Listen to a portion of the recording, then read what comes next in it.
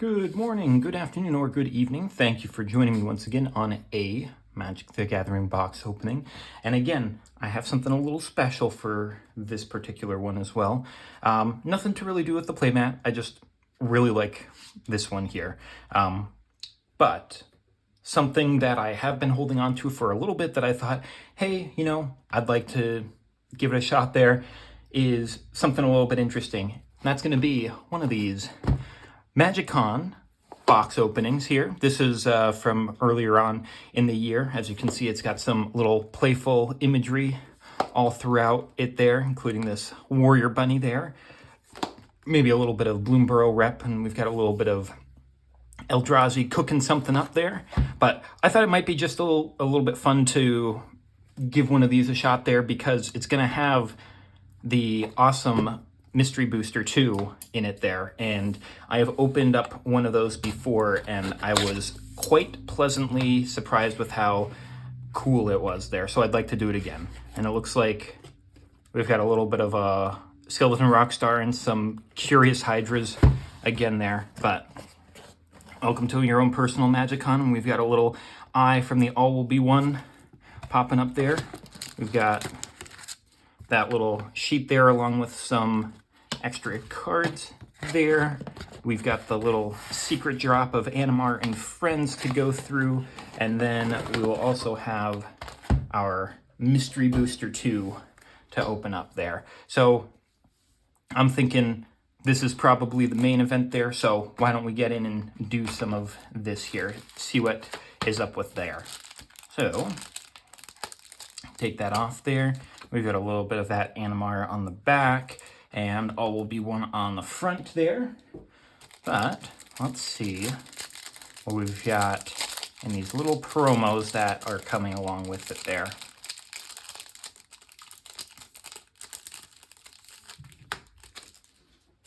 Alrighty, well, this is Second City here, maybe based off of Three Tree City, perhaps. It's going to be a land town. This is a play test card there, so, it's just to test out new stuff there. Nothing is final. Tap to add a colorless. Tap to add 1 mana of any color. Spend this mana only to cast your second spell in this turn. When that mana is spent, create a deep dish pizza token. It's a food artifact with 3 tap. Sack the artifact, gain 3 life, and draw a card. So, a little bit extra on top of the food type there. But I think that this is very comical. I mean, obviously Magic had no way of knowing that I'm doing this recording after the newest Pope has been elected, and he's from Chicago, so the deep dish pizza kind of makes a little bit of sense. So be careful with what you're doing. Wizards of the Coast, like, people might be starting to wonder if you're saying, hey, they've got some something to do with all of that there. And we're also going to get this nice foil ponder with that Future Sight artwork there.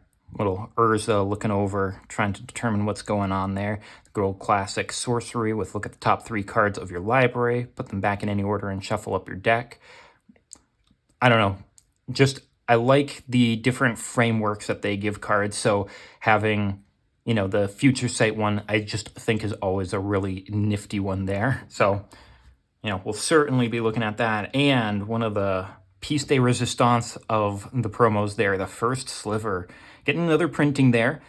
Again, I love how they put all of the different notches in for these ones here, just to kind of showcase off the different colorings and whatnot there. Just so cool. First Sliver, legendary creature sliver, 7/7 with Cascade, and all sliver spells you have Cascade. Really, really amazing card there. Definitely use it whenever I play slivers. And we're also going to get a retro border for the Planeswalker mat that I actually got alongside this one. So actually it looks like everything is pretty well close to being connected there. A little bit of Sarah the Benevolent, 2 and 2 white for a legendary Planeswalker Sarah. with starting loyalty of 4. You can give it +2 loyalty for creatures you control with flying to get +1/+1 until end of turn.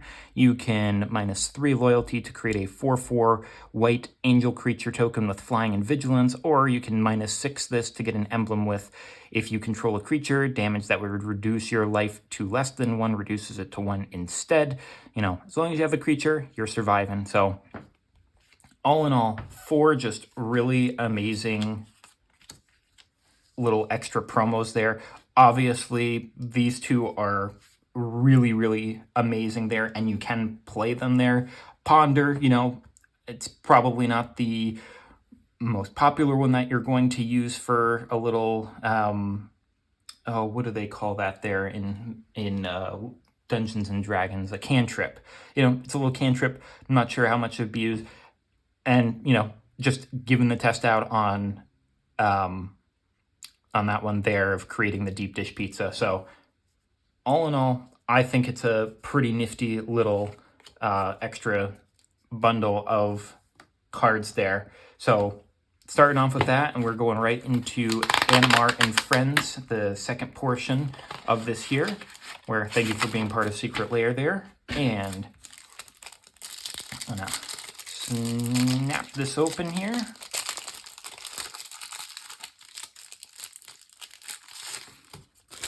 Alrighty. And looks like we're going to start off with the good old classic Mold Drifter. 4 and a blue for a 2/2 elemental creature with flying, and when this ETBs, you draw 2 cards. It's got Evoke of 2 and a blue, which means that it will enter and then it will immediately sacrifice itself there. So you get the trigger of the drawing 2 cards for 3 mana. You just don't get to keep this guy around. So that's the trade-off there. So nice little homage back to some good old classic, you know, just playing there along with that Hull Drifter that they did in Ether Drift recently. So on top of Mold Drifter, we're going to get the All Will Be One, that little artwork that we saw before. 3 and 2 red for an enchantment with whenever you put 1 or more counters on a permanent or player, this enchantment deals that much damage to target opponent, creature an opponent controls, or planeswalker an opponent controls. So get out a lot of counters on something, anything really. Very, very good with a counter doubler there, like Doubling Season, or anything of that sort that deals specifically with the doubling +1/+1 counters, and you can be dealing quite a bit of damage there with this. You know, like we had said before, if you're able to get one of those out there with like 9 lives familiar and it dies and it comes back and you double up the counters, you know, that could hurt them a bit there. We're also getting the Benevolent Hydra, which is going to be an X and 2 green for a 1/1 Hydra. This creature enters with X +1/+1 counters on it. If 1 or more +1/+1 counters would be put on another creature you control, that many +1/+1 counters, that many +1/+1 counters are put on it instead. So give it a little extra there. You can tap and remove a +1/+1 from this creature, and you can put a +1/+1 on another target creature you control.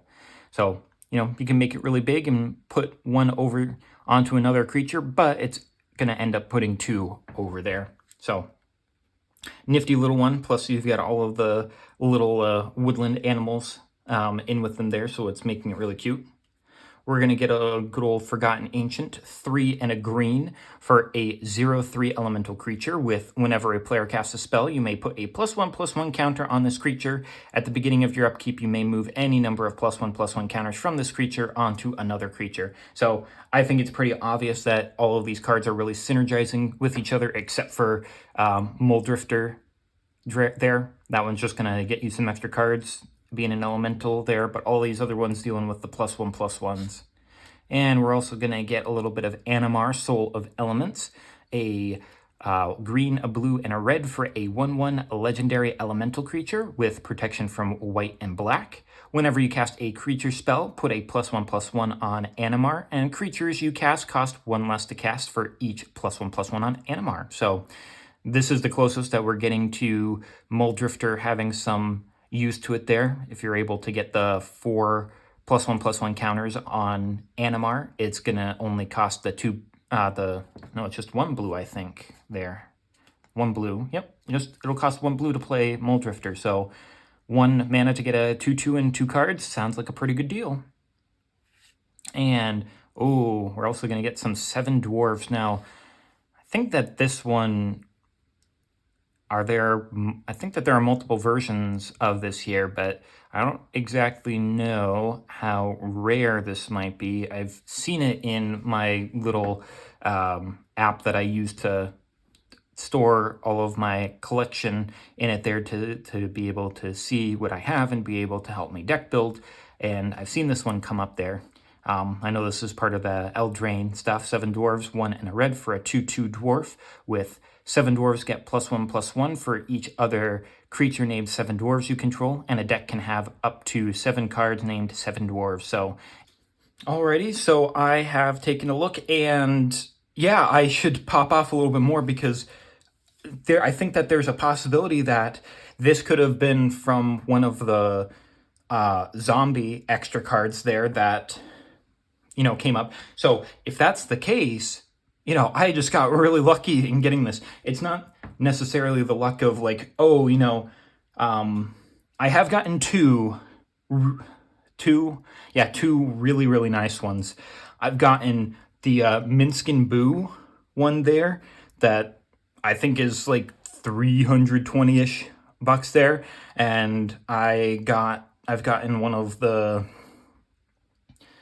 zombie guys that is blue and black. That's a legendary creature. It's not Varina, but it's like starts with a W. But I know that one was like 100 and something there. This one isn't quite there. At least upon release, it was showing like 100 something bucks. It's still like 60, 70, 80, somewhere around there, seeing people selling it for aroundish there, which, hey, like, I'll take an extra $70 card, like, by all means. And I just realized I should be popping all of this stuff into little sleeves there, just so that they don't get damaged. I mean, these ones aren't quite as expensive for these ones, but, just to make sure that they're going to be all right. Especially that sliver. Oh boy, that first sliver is nice. If I ever do make another sliver deck there or optimize one of the ones that I had from when they were just in the core sets, I'm probably pretty heavily thinking of putting that one in there just because it looks so beautiful. Because like I said, I really enjoy the future sight frames. And again, like, I know that there's an upcoming not mystery box, festival in a box there that, is also going to have some interesting cards in it, but like to have some good value in it, like these ones here, it's always nice to see. So now that we've gone through some good stuff and, got a 7 dwarves, which, unless every single one of these came with a 7 dwarves, getting that is also just really nice, because then, hey, I don't have to necessarily look for one instead of getting like a, some odd cents or $1, $2 zombie bonus card. I'll definitely take that over all of those. So now that we've already gotten some good value of, all of this and then all of these, we're going to be getting into the more random section of it there, of the mystery booster there. Now, it's going to have the different frames for us, different workings. It could have some of these playtest cards in it. It's just going to be a whole lot of fun there. I just adore these mystery boosters because it really is like anything in there. But I think like the best thing about these particular ones is that they had some of like the alchemy cards in it, or I think that's what it was. So it'd be great to get the, I'm trying to remember what it's called. It's like Magus of the Alpha or something, the one that creates like the Power 9 in your deck there. Like, oh man, I'd love to be able to get that card. That would be so cool. Alrighty, starting off with Mystery Booster to number 1 there. So hopefully giving us a little bit of first pack of luck there. Okay, gonna be starting off with a little bit of, what's that one called there? I was gonna say Duskmourn, but it's not that there. It's Lorwyn. I am very much looking forward to the Lorwyn return set, mostly just because I like mythology and that type of stuff. So, you know, getting some of this classic European stuff there, and not necessarily just Brothers Grimm, is nice. 1 white for a 1/1 Kithkin Soldier, 1 and tap this to tap target creature. Okay. Old Frame Wall of Glare, 1 and a white for a 0/5 wall. Wall of Glare may block any number of creatures at each combat. Walls can't attack. A little bit of Looter Ilkor, 1 and a blue for a 1/1 core rogue with shadow. It can't be blocked or be blocked. This creature can block and be blocked only by creatures with shadow. Whenever Looter Ilkor deals combat damage to a player, or deals damage to a player, you draw a card and discard a card. Tempest Caller, 2 and 2 blue for a 2/3 Merfolk Wizard with, when it ETBs, tap all creatures target opponent controls. Okay, so tap them down so you can swing in. Injector Crocodile from good old Phyrexia, 4 and 2 black for a 5/5 Phyrexian Crocodile. Yeah, Phyrexia. When it dies, you incubate 3. You create an incubator token with 3 +1/+1s on it with pay 2, and you transform it into a 0/0 Phyrexian artifact creature. This also has swamp cycling for 2, so you can fix and get your swamp. Revenge of Ravens. Looks like they were pecking his eyes out there. 3 and a black for an enchantment with, whenever a creature attacks you or a planeswalker you control, that creature's controller loses 1 and you gain 1. Okay, so a little deterrent there. That makes me think of a deck I want to put that one in there potentially. Punishing Fire, 1 and a green for an instant with, it deals 2 damage to target creature or player. Whenever an opponent gains life, you may pay red. If you do, return Punishing Fire from your graveyard to your hand. Nice little trick to just keep on dealing a little bit of damage. I do like that this is coming from the dual deck of like Knights and Dragons, which is like one of those first ones there. So getting some of that artwork again is really nice. Cheering Fanatic, 1 and a red for a 2/2 Goblin with, when it attacks, choose a card name. Spells with the chosen name cost 1 less to cast this turn. Hey, you know, I'll certainly take that. Swing it in and make stuff cost less. Could be cool. Quirion Dryad, 1 and a green for a 1/1 Dryad with, whenever you cast a spell that's white, blue, black, or red, put a +1/+1 on it there. So anything that's essentially not its color. Oh, a little bit of classic Rampant Growth from Mirage. Certainly take that there. That's looking nice. 1 and a green for a sorcery. Search your library for a basic land. Put it on the battlefield tap. Shuffle your library afterwards. Always looking for, you know, nice artworks that I don't have for, you know, cards that are in a lot of decks there.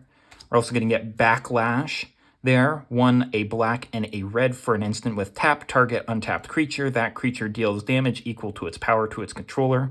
That could be a way to deal a lot of damage to something that's really, really big there. Okay. I've got something that I think that I could put that towards. A little bit of Settle the Wreckage, 2 and 2 white for an instant with exile. All attacking creatures target player controls. That player may search his or her library for that many basic lands, put those cards onto the battlefield tap, then shuffle his or her library.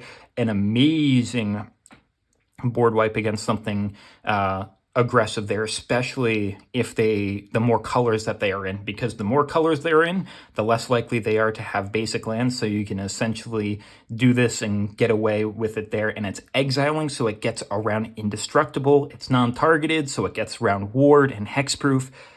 It's just a really, really good combat trick there. And we're gonna get for our little white bordered card here. I think that they're just so funny. Thopter Foundry, a hybrid mana of white or black and a blue for an artifact with pay 1, sacrifice non-token artifact, and you create a 1/1 blue Thopter artifact creature token with flying, and you gain a life. I'm going to keep all of my white borders out because I think that they're cool. Maybe something like this there. so that we get 1,000 as well as these. And we're getting the Meek Stone, and in our future sight borders there, always love that. Meek Stone, for 1 colorless, you get an artifact with creatures with power 3 or greater don't untap during their controller's untap steps. So good for your little guys there, of being able to swing it in there. Even if you power them up, you know, for this something that's for end of turn, they're going to be able to untap during your untap step there. So nice little trick there to prevent big guys from attacking you. And a little playtest card there of Glade of the Pump spells. 2 and a green for a land with, you have to pay 2 and a green to play this land as your land drop, and it's green. When Glade of the Pump spells enters the battlefield, up to 1 target creature gets +2/+2 and gains trample until end of turn. And you can tap this to add 2 green mana. Interesting one there. Get it in, you know, for 3 mana, you're essentially doing a +2/+2 and trample there, and for every subsequent turn, you're going to be able to tap this for 2 green. And I mean, technically, you know, because it's a land, you get to tap it for 2 green. So as long as you got the 3, you can tap this for 2 green, and it really only costs 1 in total there. So again, not too shabby there. Definitely be taking out our playtest cards as well. So maybe, I'm trying to think, we'll do our stuff down here. Any mythics we'll put up above them there. So again, I just think these are really, really fun packs. So, I mean, look at this. You know, the white borders, the future sight borders, the playtest cards. It's such a fun time. All right, we're going to get a little bit of Vizier of Remedies, and I like how it's not like, oh, you're going to get commons and uncommons in the order. It's like you'll get random amounts. It's so fun. 1 and a white for a 2/1 human cleric with, if 1 or more -1/-1 counters would be put on a creature you control, that many -1/-1 counters -1 are put on it instead. You know, having all of that of like 1 more +1/+1, or -1/-1 counters, -1. It's just so weird. But I could definitely see this as a way of getting around. Oh, I'm trying to remember what it's called. Undying is when you put an extra +1/+1 on something. But there is a mechanic of when it comes back from the graveyard, you instead put a -1/-1 counter on it. And with this, it essentially counteracts that, and you're like, okay, yeah, and then when it dies, you get to bring it back in. Nifty little guy there. Silver Flame Squire, 1 and a white for a 2/1 human soldier, which also has an adventure of 2 and a white with On Alert. It's an instant with target creature gets +2/+2 until end of turn, and you get to untap it. Ooh, a little Dissipate from Mirage there. Awesome artwork. Look at all that colors. Those colors are great. 1 and 2 blue for an interrupt, an instant basically there. Counter target spell, remove that spell from the game, so exile it afterwards. You know, I've played with some of the artwork there with from like the core sets there, so getting this one here is pretty cool too. More counter spells, I guess. Neutralize, 1 and 2 blue for an instant with counter target spell, and you can cycle it for 2. Power Word Kill, from good old D&D there. 1 and a black for an instant with destroy target non-angel, non-demon, non-devil, non-dragon creature there. So if you're playing any of those, you can probably get rid of them there, because it's like, look at all of these uncommons that we're getting in here. Marsh Flitter, 3 and a black for a 1/1 fairy rogue with flying. When Marsh Flitter comes into play, you put 2 1/1 black goblin rogue creature tokens into play, and you can sacrifice a goblin to make Marsh Flitter become a 3/3 until end of turn. Alrighty. A little bit of Blazing Crescendo, 1 and a red for an instant with target creature gets +3/+1 until end of turn. Exile the top card of your library until the end of your next turn. You may play that card. Decent there. A good old Lava Dart there. 1 red for an instant with it deals 1 damage to target creature or player, and you can flashback it by sacrificing Mountain. Probably not what you're going to be wanting to do, but always nice getting a little bit extra. Sheltering Word, 1 and a green for an instant with target creature you control gains hexproof until end of turn. You gain life equal to that creature's toughness. So maybe, I mean, it's a little bit, you know, probably don't want to be putting in your toughness matters, but, you know, hey, if you need to gain a little bit of extra life with it, this is a way to do it. They've got a lot of toughness. A little bit of Spore Swarm, 3 and a green for an instant with create 3 1/1 green sapperling creature tokens. Pretty simple there. Oh, a little bit of uncommon planeswalkers there. Kiora, Behemoth Beckoner, 2 and a hybrid of green or blue to create a 7 loyalty Kiora planeswalker with static ability. Whenever a creature with power 4 or greater ETBs, you draw a ETBs under your control, you draw a card, and you can pay. You can do -1 loyalty to untap target permanent. So you can do that to untap a creature that you want to essentially gain vigilance, or you can untap an impactful land that you can then play again, or untap a creature that has a tap effect there. I mean, there's quite a few things that it could be good for there. And we're also going to get the good old classic Smuggler's Copter with that OG artwork from Kaladesh. 2 mana for a 3/3 vehicle with flying. When Smuggler's Copter attacks or blocks, you may draw a card. If you do, discard a card, and it crews for 1. A real fast beater that was in Standard at the time. That was just way too strong. We've gotten some of the artworks there from some of our secret layers before, but this is going to be our good old classic there. Going to get our Ponder. Oh yeah, white border Ponder. Certainly I'll take that. One, didn't we get a Ponder over here? We certainly did. So looks like we're doubling up on Ponders here today. White bordered Ponder. Always interesting to get. A little reset in our future site border there. An instant with cast a spell only during an opponent's turn after their upkeep step. And for you to be able to untap all lands you control. Not too shabby, not too shabby. 2 mana to essentially reset your lands. That's always nice. Certainly will take that. And we're going to get Madlands instead of Badlands there. Madlands, which, was this on the artwork there for the MagicCon? It might very well have been there. I think it was. Madlands enter this battlefield tapped. You can tap it to add a black or a red, or you can madness for 0.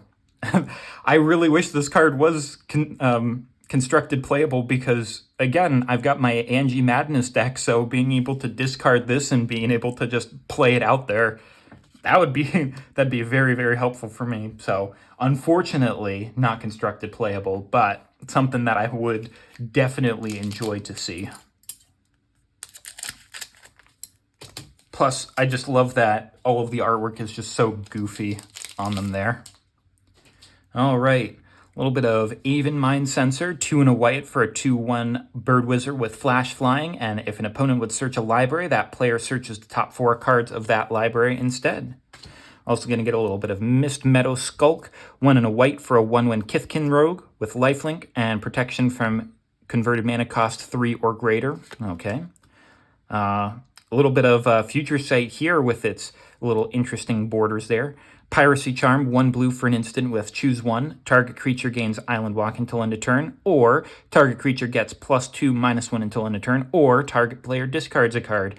Getting a little bit of choices there. Oh, a little bit of Snap, 1 and a blue for an instant with return target creature to owner's hand. Untap up to 2 lands. Interesting. I have, that's a good little one there to be able to replay ETB triggers. Unfortunately, I really wish it said just target like permanent there or something, or target non-land permanent, because I had some ideas for that. So, but this is something that I definitely want to use. A little bit of Hand of Death from this Portal 3 Kingdoms. 2 and a black for a sorcery with destroy any 1 creature that isn't black. Okay. Poor little bear, though. Oh. A little bit of Flesh Eater Imp, 3 and a black for a 2/2 creature imp. Probably, it's eroded to be a Phyrexian imp, potentially, because it's got Infect there. Ooh, Infect. Flying Infect. Deals damage in -1/-1 counters and to players in the form of poison counters. Yikes. Sacrifice a creature to give it +1/+1 until end of turn. I mean, you get enough creatures out there and you can kill a player with it. Besmirch, 1 and 2 red for a sorcery with until end of turn, gain control of target creature, and it gains haste, untap, and goad that creature. Okay, so it'll have to attack even after it goes back to someone. Dwarven Blast Miner to go along with our 7 dwarves. 1 and a red for a 1/1 dwarf with 2 and a red to tap to destroy target non-basic land. Oh boy. I know that land destruction is not really kosher in terms of a lot of games, but hey, I don't know. I'm thinking of running this one here. And it's got morph for a red, so you can play it face down for 3 colorless and then pop it face up for 1 red there. Yeah, I've got some... I mean, it just seems like a good one to play with, just how greedy some people are with their stuff. Argothian Elder, 3 and a green for a 2/2 elf creature with tap it to untap 2 target lands. Also another pretty good one there of being able to untap 2 pretty good lands. Prosperous Innkeeper, 1 and a green for a 1/1 halfling citizen with when it ETBs, you create a treasure token, and whenever another creature enters the battlefield under your control, you gain a life. Okay. Get a little bit of Power Conduit, 2 colorless for an artifact with tap to remove a counter from a permanent you control, and you get to choose one. You can either put a charge counter on target artifact, or you can put a +1/+1 counter on a target creature. Okay, well, there's a few charge counters I feel like I can put on some places, and we're going to get a Hazret, first mythic there. So Hazret the Fervent. I didn't really get much of Amonkhet, so being able to get some of these is nice. 3 and a red for a 5/4 legendary god with indestructible and haste. Hazret the Fervent can't attack or block unless you have 1 or fewer cards in hand. You can pay 2 and a red to discard a card to have Hazret deal 2 damage to each opponent. Certainly take that there. Have a little bit of Deafening Silence, 1 white mana for an enchantment with each player can't cast more than 1 non-creature spell each turn there. You know, that's always a nice one there to keep them from really popping off, potentially. Ooh, a little bit of classic Tormod's Crypt there.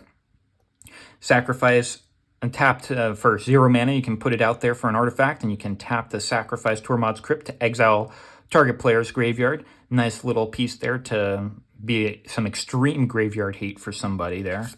And we're getting Naturalize too. So maybe trying to power creep the original Naturalize. 1 and a green for an instant with destroy target artifact, enchantment, emblem, or gameplay tracker. Trackers include plays such as Dungeons, City Blessing, and Monarch. When you destroy it, the associated object or designation is removed from the game.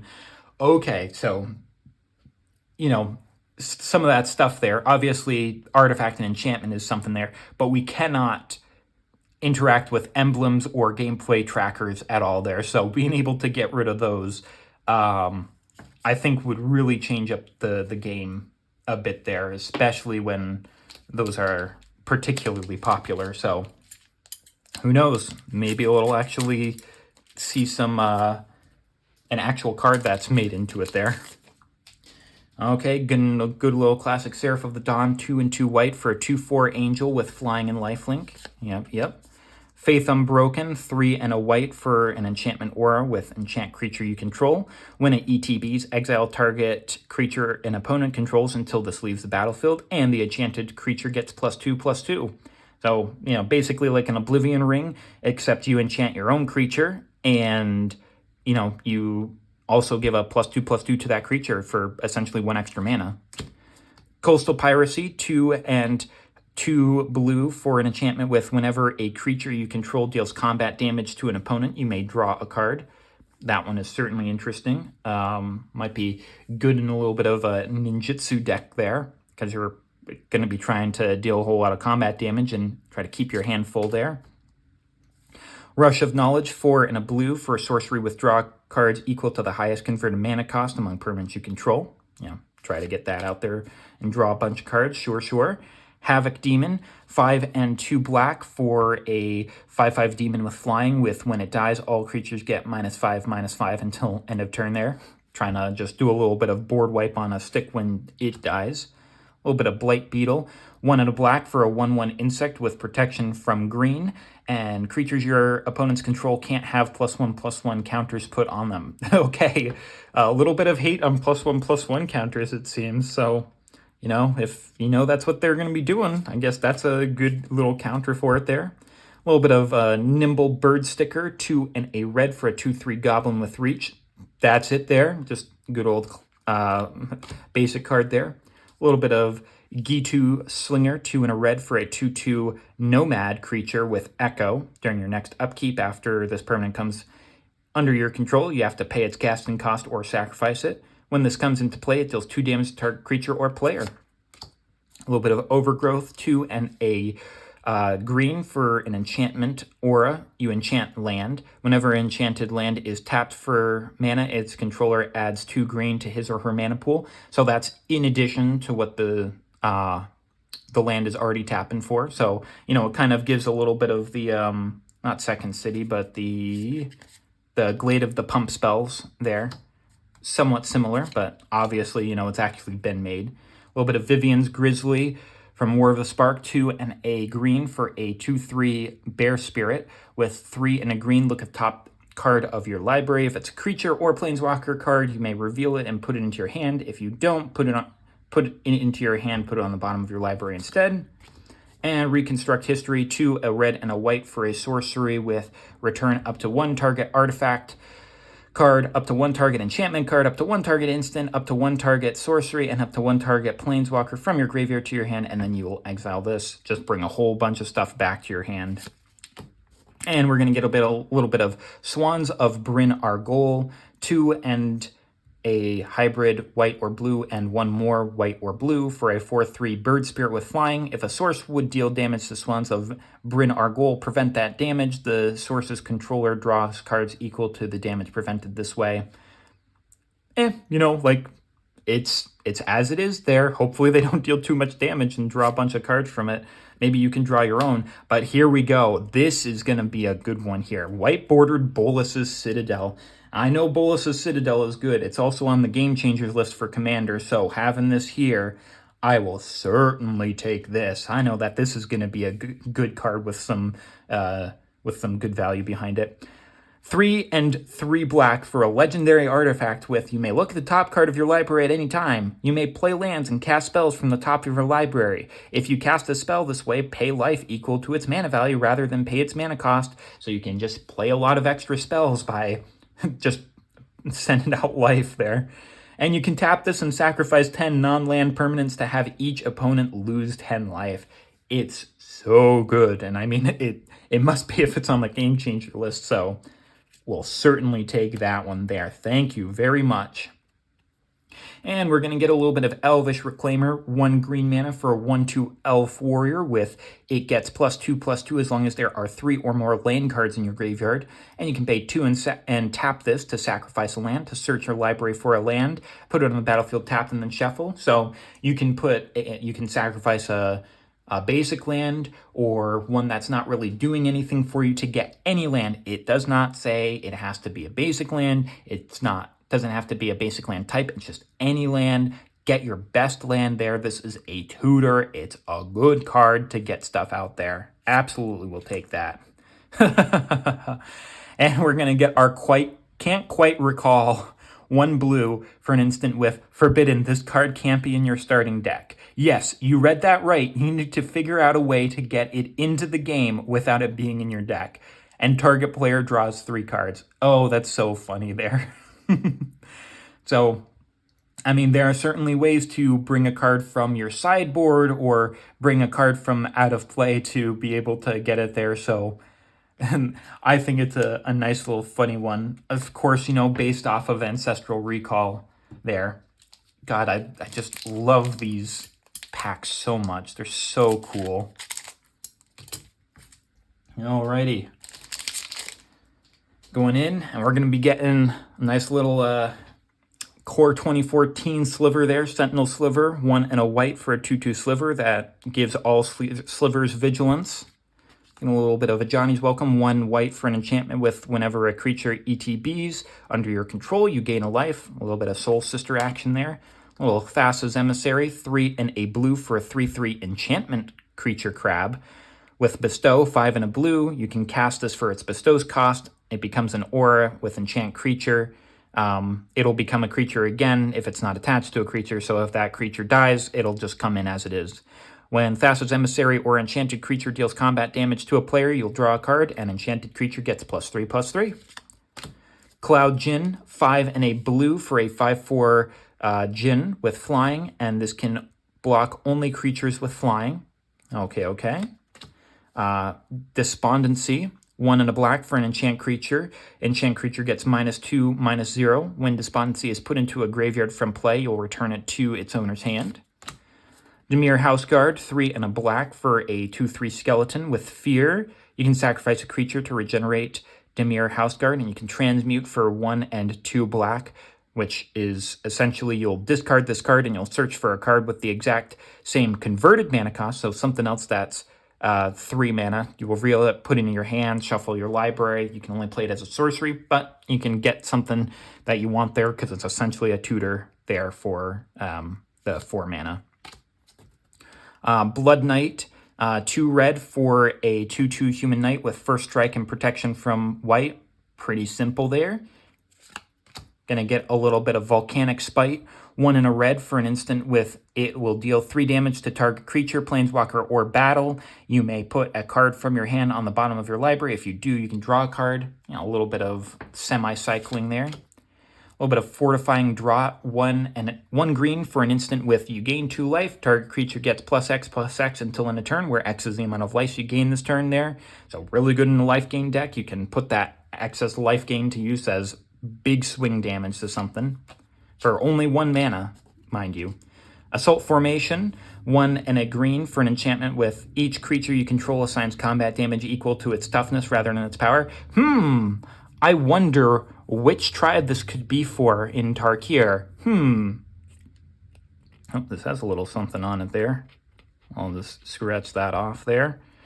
For 1 green, you can have target creature with Defender can attack this turn as though it didn't have Defender. Nice. And 2 and a green for creatures you control get +0/+1 until end of turn. Make them a little bit of tankier so that they deal a little bit more damage. All right. A little bit of classic Quicksilver Dagger, 1 a blue and a red for enchant creature. Enchant creature has tap. This creature deals 1 damage to target player, and you get to draw a card for it. Ooh, oh, so nice. I haven't pulled any Core Set 2019 there, so I don't have Arcades yet. So getting this is nice to go along with, you know, another type of toughness matters. Arcades the Strategist, 1 a green, a white, and a blue for a 3/5 legendary Elder Dragon with flying and vigilance. When a creature with Defender enters the battlefield under your control, you draw a card. Each creature you control with Defender assigns combat damage equal to its toughness rather than its power and can attack as though it didn't have Defender. So, you know, it combines a little bit of that Assault Formation in it there. I'm so glad to get this because I didn't have it before. Oh, yeah, these packs are so cool. And we're getting a little bit of Basilisk Gate. It's going to have land type Gate with tap to add a colorless. 2 and tapped for target creature gets +X/+X until end of turn, where X is the number of gates you control. Activate only as a sorcery. Now, the great thing about the Baldur's Gate set, I mean, other than, of course, you know, some of the good cards in it there, is that it introduced more gate cards so that Maze's End can actually work. And I think that that's just hilarious. So we'll absolutely take that one there. Contagion, 3 and 2 black for an instant with you may pay 1 life and exile a black card from your hand rather than pay this spell's mana cost. You can distribute 2 -2/-1 counters among 1 or 2 target creatures. Now, based on the wording of this and its cost, you can probably tell that this is very similar to how the wording of, what's that blue counter spell there? God, it's so prevalent. Oh man, I can't think of it there, but it's it's basically printed at mythic rarity now. Force of Will, that's what it is. Force of Will. It has the exact same subsets of alternate way to play it as Force of Will, except this is just not as good as Force of Will. Okay. And we're also gonna get Terry Pin the Turbo Turtle. Oh right, in my good old classic blue and red Izzet colorings, and it's even got the Izzet colorings in the background there. We'll absolutely take this.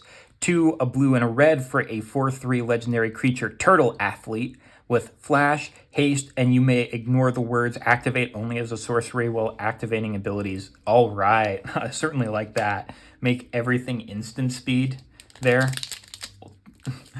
Who knows? Like I said, maybe they'll make it, maybe they won't.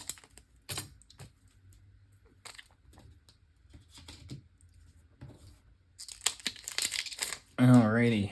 Up next, we'll get Field of Souls, 2 and 2 white for an enchantment with whenever a non-token creature is put into your graveyard from the battlefield, create a 1/1 white spirit creature token with flying.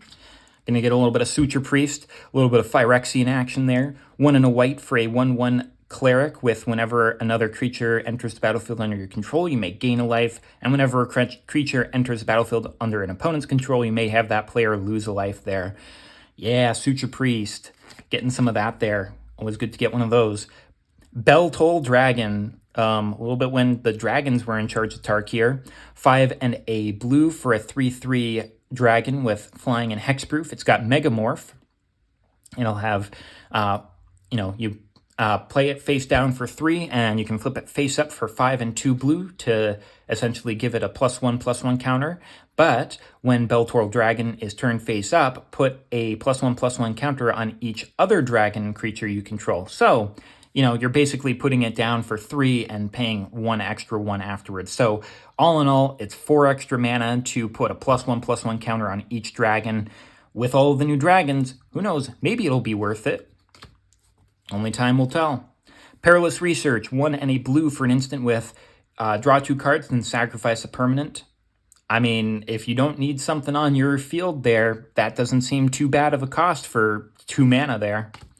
Zombie Infestation, 1 and a black for an enchantment with discard 2 cards from your hand to put a 2/2 black zombie creature token into play.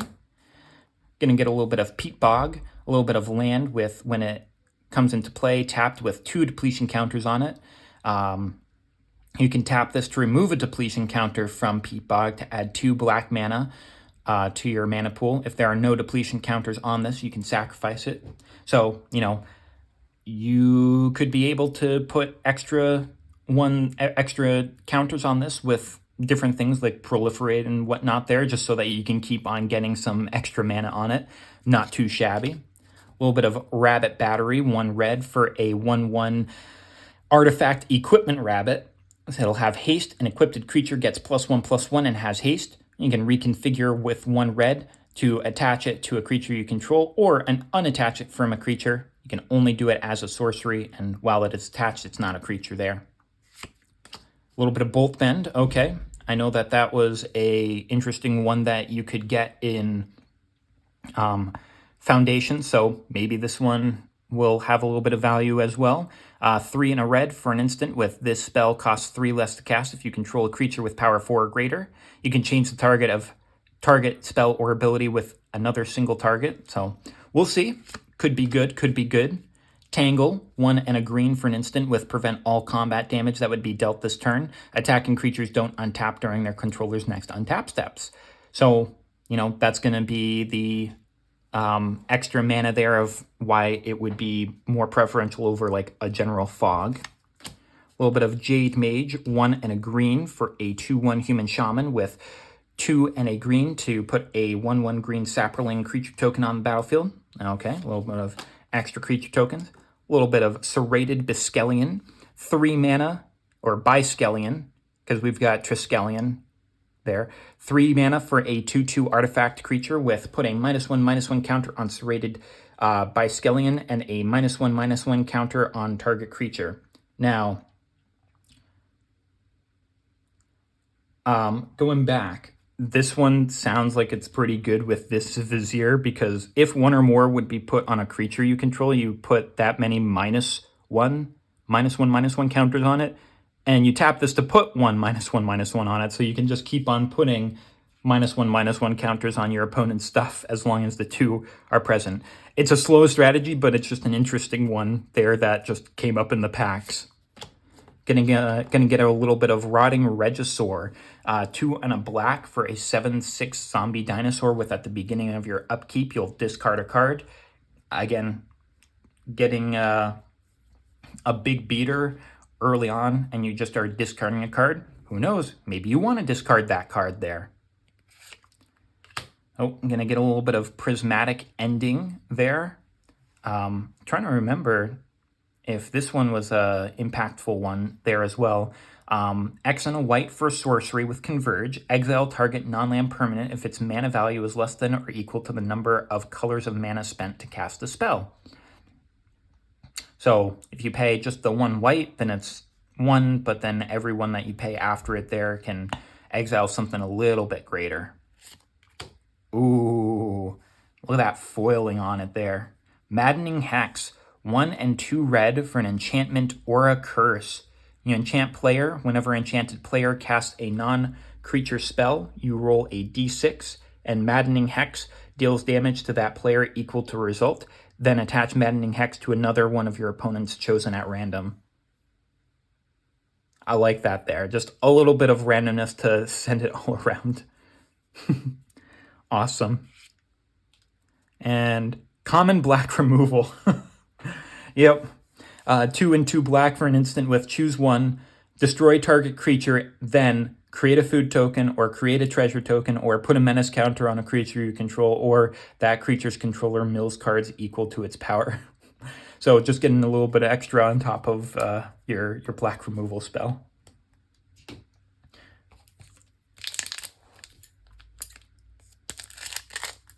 Alrighty. Up next, we're going to get a little bit of Swift Justice, 1 white mana for an instant with until end of turn, target creature gets +1/+0 and gains first strike and lifelink. We also got Wall of Swords, 3 and a white for a 3/5 with flying. Wall of Swords can't attack because it's a wall. Unless we got a way around that there.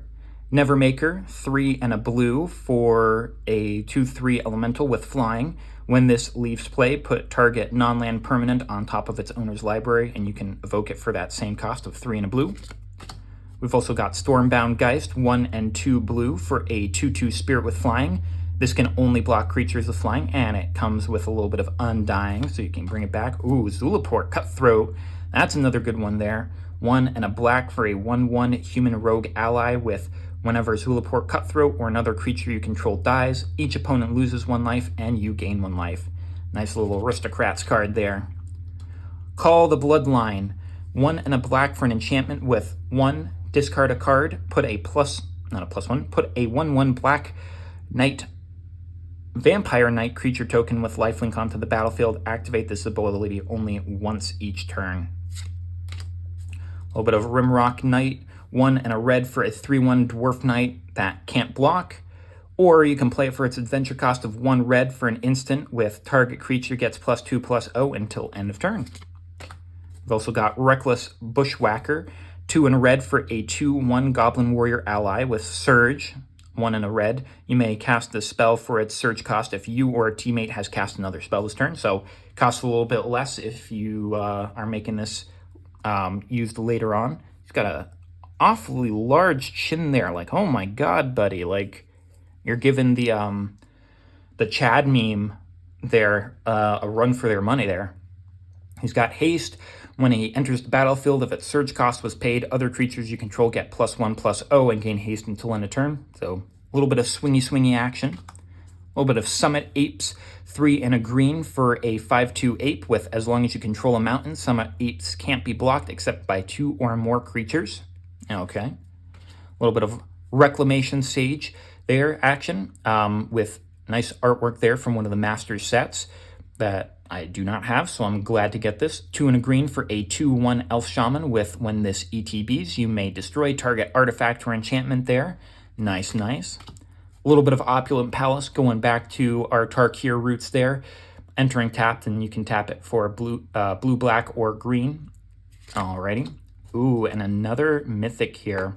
Haunt of Hightower. 4 and 2 black for a 3/3 legendary vampire with flying and lifelink. Whenever this attacks, defending player discards a card, and whenever a card is put into an opponent's graveyard for anywhere, you put a +1/+1 counter on Haunt of Hightower. Okay, interesting. I'll think of it there in my discard deck, though I'm not sure it's going to make the cut, but I don't think I have it, so I'll definitely take it. And we're also getting a Once Upon a Time, a card that was banned in Standard. It might be banned in other places there, but getting a white border there, getting some of these nice impactful cards in white border is nice. 1 and a green for an instant with, if this spell is the first spell you've cast this game, you may cast it without paying its mana cost. Look at the top 5 cards of your library. You may reveal a creature or a land card from among them and put it into your hand. Put the rest on the bottom of your library in a random order. Free spells, always good, especially when you're going to be able to take a card that you need badly, so certainly take that. Also going to get Sabo's Web, an artifact for 2 mana. When it ETBs, you draw a card, and each land with an activated ability that isn't a mana ability doesn't untap during its controller's untap step. So that's impactful for any of those dangerous abilities that some of the lands have. Make them so that they can't untap. Oh boy, that could hurt. Oh, hey, and you were on the artwork of the box as well. Bridget, who's seen some stuff. Oh no, they're having a little bit of Vietnam War flashbacks. 2 and 2 white for a 3/3 legendary Kithkin Archer with Vigilance and Nimble. This creature can't be blocked by creatures with power 3 or greater. Kithkin you control have Thought Weft. A creature with Thought Weft have all printed keyword abilities of other creatures you control with Thought Weft. Interesting. So if that ever does become an ability, kind of like an ally type of skill, it'll give all of your Kithkin additionally vigilance and nimble as well. I could see that being some sort of interesting little ally card to go along with just some random set. I mean, like we've said, Lorwyn is coming back, so that is a potential for where that mechanic could come back to, since it's probably going to have a lot of kindred abilities. A little bit of Reverend Hoplite, 4 and a white for a 1/2 human soldier with, when this ETBs, create a number of 1/1 white human soldier creature tokens equal to your devotion to white. Devotion, nice little mechanic. Spirit Link, 1 white for an enchantment aura with enchant creature. When enchanted creature deals damage, you gain that much life. Okay. Ooh. I wonder if this could potentially be a combo piece with anything that has a like a creature that might have, when you gain life, this deals that much damage to target player. If that's just an infinite loop there, kind of like Sanguine Bond and Exquisite Blood. Interesting. Submerge, 4 and a blue for an instant with, if an opponent controls a forest and you control an island, you may play Submerge without paying its mana cost. Free spells, put target creature on top of its owner's library. Interrupt whatever they're drawing and make them replay their creature, something that they don't want. Nice. One of my favorite cards, Divide by Zero. As someone that has dealt with a lot of math in their life and really liked math growing up, I love just this card there. 2 and a blue for an instant with return target spell or permanent with mana value 1 or greater to its owner's hand. And learn, you may reveal a lesson card you own from outside the game and put it into your hand, or discard a card to draw a card there. I'll have to look to see if lessons are legal in Commander to be able to play this. I mean, if not, I've got another deck that this could be used in there. So that's going to be an interesting one there. I forgot about this one there, but I love just dividing by zero, the impossibility of it. Nezumi Prowler, 1 and a black for a 3/1 artifact rat ninja. Artifact rat ninja, interesting. Ninjutsu for 1 and a black there with, if this is unblocked, if you have an unblocked creature, you can pay the ninjutsu cost to have this put onto the battlefield and attacking, and it will hit them unless they do something because it's unblocked. When Nezumi Prowler enters the battlefield, target creature you control gains Death Touch and Lifelink until end of turn. So you essentially make them into a Vampire Nighthawk there, another creature there. Okay. Another Revenge of Ravens there, so we got another one of those there. A little bit of Torch Breath, X and a red for an instant with this spell costs 2 less to cast if it targets a blue permanent. This spell can't be countered, and Torch Breath deals X damage to target creature or planeswalker. Fried Squid coming up. I'll like myself some calamari. I'll certainly take that. Ooh, good old Tago from Commander Legends there. Tago, Goblin Weaponsmith, 2 and a red for a 2/2 legendary Goblin Artificer. Whenever a land enters the battlefield under your control, you create a colorless equipment artifact token named Rock. With equipped, the creature has pay 1 mana, tap, sacrifice Rock. This creature deals 2 damage to any permanent, and it has an equipment cost of 1, and you can partner it up. So you can just create you can just play a bunch of lands, get a bunch of free artifacts there, and if you've got a way to use those artifacts for something other than that there, I mean, that can be kind of devastating with how much you get.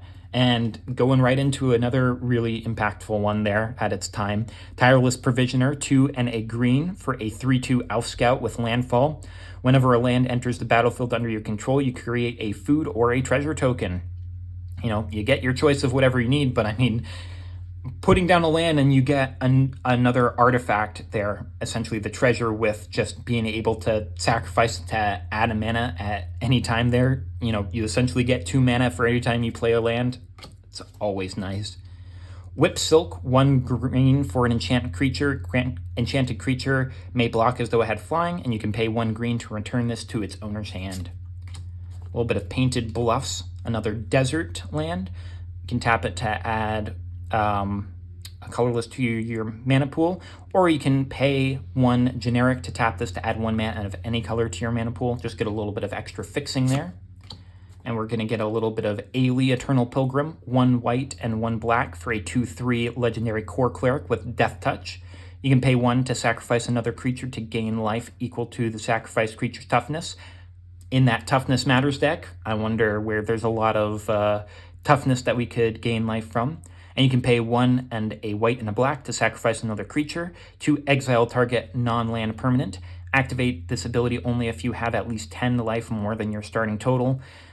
Again, in the Toughness Matters deck, you can gain that life very easily, and if you get a lot of free tokens out there, this is a way to be able to devastate people's boards. Very nice. Oh, and we're getting some stuff from Unfinity here. A little bit of Comet Stellar Pup. Look at that cutie. 2 and a red and a white for a Comet Planeswalker. 5 loyalty starting off. And for 0 loyalty, you get to roll a 6-sided die. On a 1 or 2 result, he gains 2 loyalty, and then you create 2 1/1 green squirrel creature tokens that have haste until end of turn. On a roll of 3, you -1 him, and then return a card with mana value 2 or less from your graveyard to your hand. Or on a result of 4 or 5, Comet deals damage equal to the number of loyalty counters on him to a creature or player, and then he gets -2. And on a 6, a natty 6, he gains +1, and you may activate Comet Stellar Pup's loyalty ability twice more this turn. So if you keep on getting 6s, you can get a whole lot of extra abilities off of him there. I already have a bunch of him there. I don't imagine that he's going to be have a lot of value on him there, but just, again, getting as many white bordered cards is just going to be nice there. I'll absolutely take that.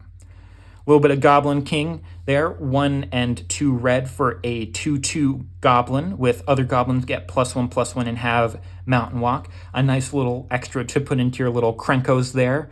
I've never seen this artwork before, but just him there with his big belly and giant crown, it's just pretty comical there.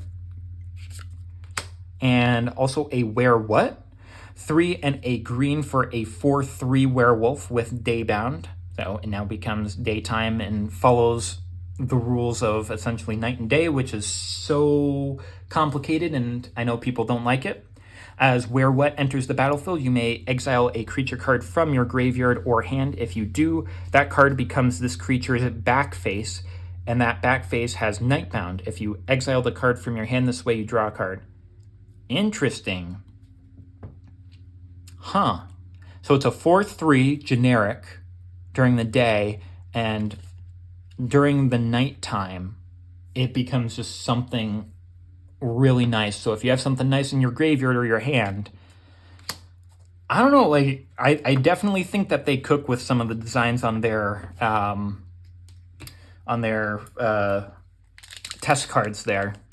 They're generally pretty interesting. So, hey, you know, if they want to do that, I certainly wouldn't mind. A Quarter Paladin, 1 and a white for a 3/1 human knight with battle cry. Whenever this attacks, each other attacking creature gets +1/+0 until end of turn.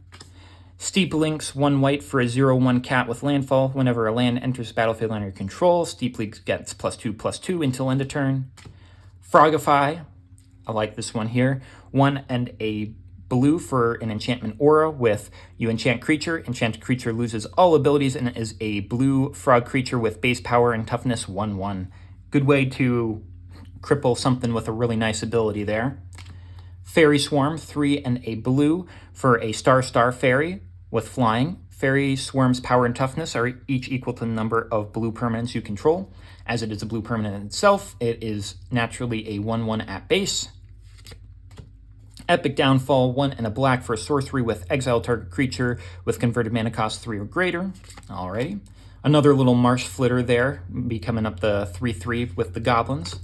Little Rapacious Dragon, 4 and a red for a 3/3 dragon with flying. When it ETBs, you get 2 treasure tokens. A little bit of Shredded Sails, 1 and a red for an instant with choose 1, destroy target artifact, or deal 4 damage to target creature with flying. Again, I prefer a braid. This does have cycling too, though, so you can replace it if you want to.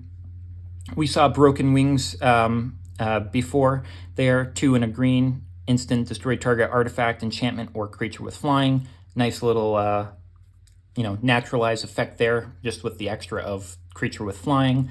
Though sometimes, for an extra mana, maybe not quite worth it.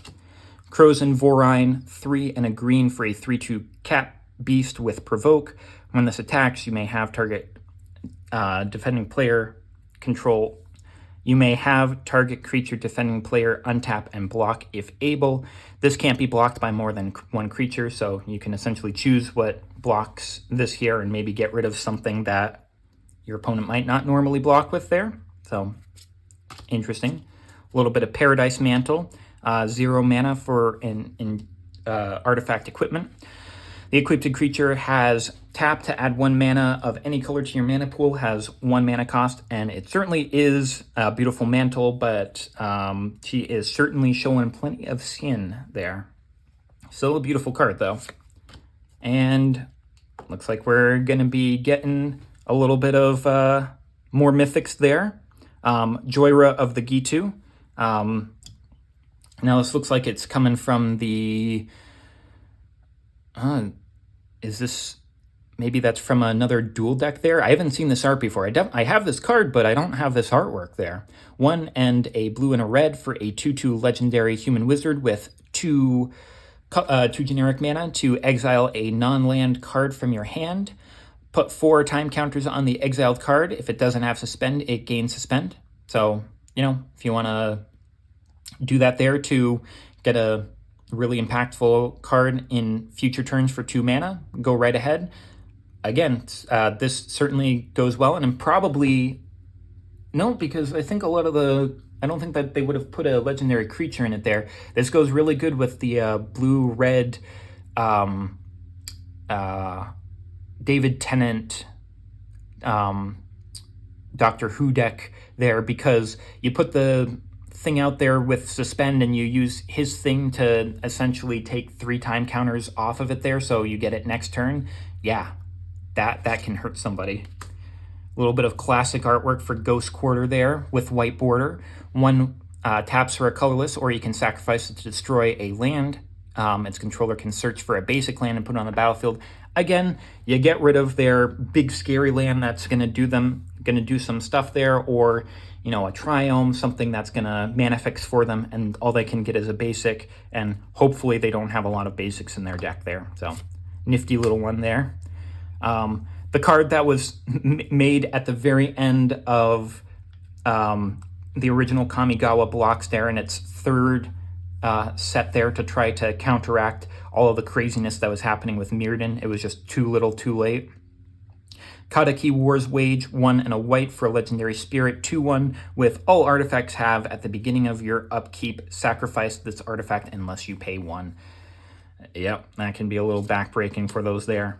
And we're getting Chia, Friend to Maybe Too Many, 1, a white, a black, and a green for a 2/4 legendary creature human wizard with familiar spells you cast have flash. Familiars are going to be bats, birds, cats, dragons, fairies, foxes, frogs, imps, lizards, and spiders, as well as any creature that has familiar in its name. So a lot of creatures that end up coming from Bloomburrow there. I don't see any rats on here, though, so I would say rat is a type of familiar, so I would say that maybe that should be on there as well. But tap to add X green mana, and each opponent loses X life, where X is the number of familiars you control. Now, this is a kill card there. If you get a bunch of those out there, you can get a bunch of green mana and it's each opponent, it's not one there, so that can, ooh boy, that's a dangerous card.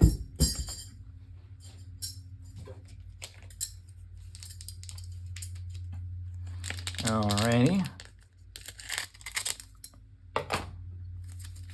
All right, what interesting stuff are we gonna get this time?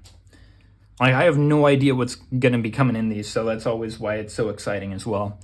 Destroy Evil, 1 and a white for an instant with choose 1, destroy target creature with toughness 4 or greater, or destroy target enchantment. We've also got Samurai of the Pale Curtain, get some of that Bushido action. 2 white for a 2/2 Fox Samurai with Bushido 1. When this blocks or becomes blocked, it gets +1/+1 until end of turn. And if a permanent would be put into a graveyard, remove it from the game instead. So a little bit of graveyard hate on that one there.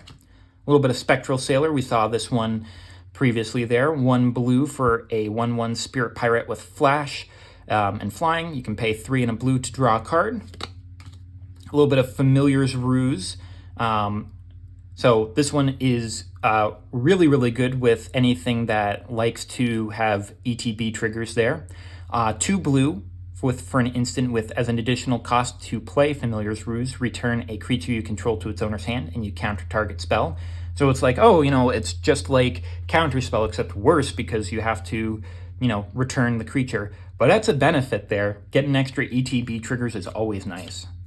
Merciless Executioner, 2 and a black for a 3/1 Orc Warrior with, when this ETBs, each player sacrifices a creature there, kind of like your Fleshbag Marauder, just not a zombie. Get another Flesh Eater Imp, good old Phyrexian action with Infect again there. Goblin Instigator, 1 and a red for a 1/1 Goblin Rogue with, when this ETBs, you create a 1/1 red Goblin creature token. Helping out your Krenko there. Arc Lightning, 2 and a red for a sorcery with, this deals 3 damage divided as you choose among any number of target creatures and or players. A little bit too slow and a little bit too much mana for that there, so we're going to pass on that. Penumbra Worm, 5 and 2 green for a 6/6 worm with trample, and when this dies, you create a 6/6 black worm token with trample there. So, getting a little bit of that green and black action on it there. Gonna get a little bit of Drum Hunter, 3 and a green for a 2/2 human druid warrior with, at the end of your turn, if you control a creature with power 5 or greater, you may draw a card, and you can tap this to add 1 generic mana to your mana pool. Or 1 colorless there. Good old Mayhem Devil. I know that this one here spiked up a little bit at one point there. 1 a black and a red for a 3/3 devil with, whenever a player sacrifices a permanent, Mayhem Devil deals 1 damage to any target. It's a nice little way there of, you make opponents sacrifice stuff, and you can deal some extra damage.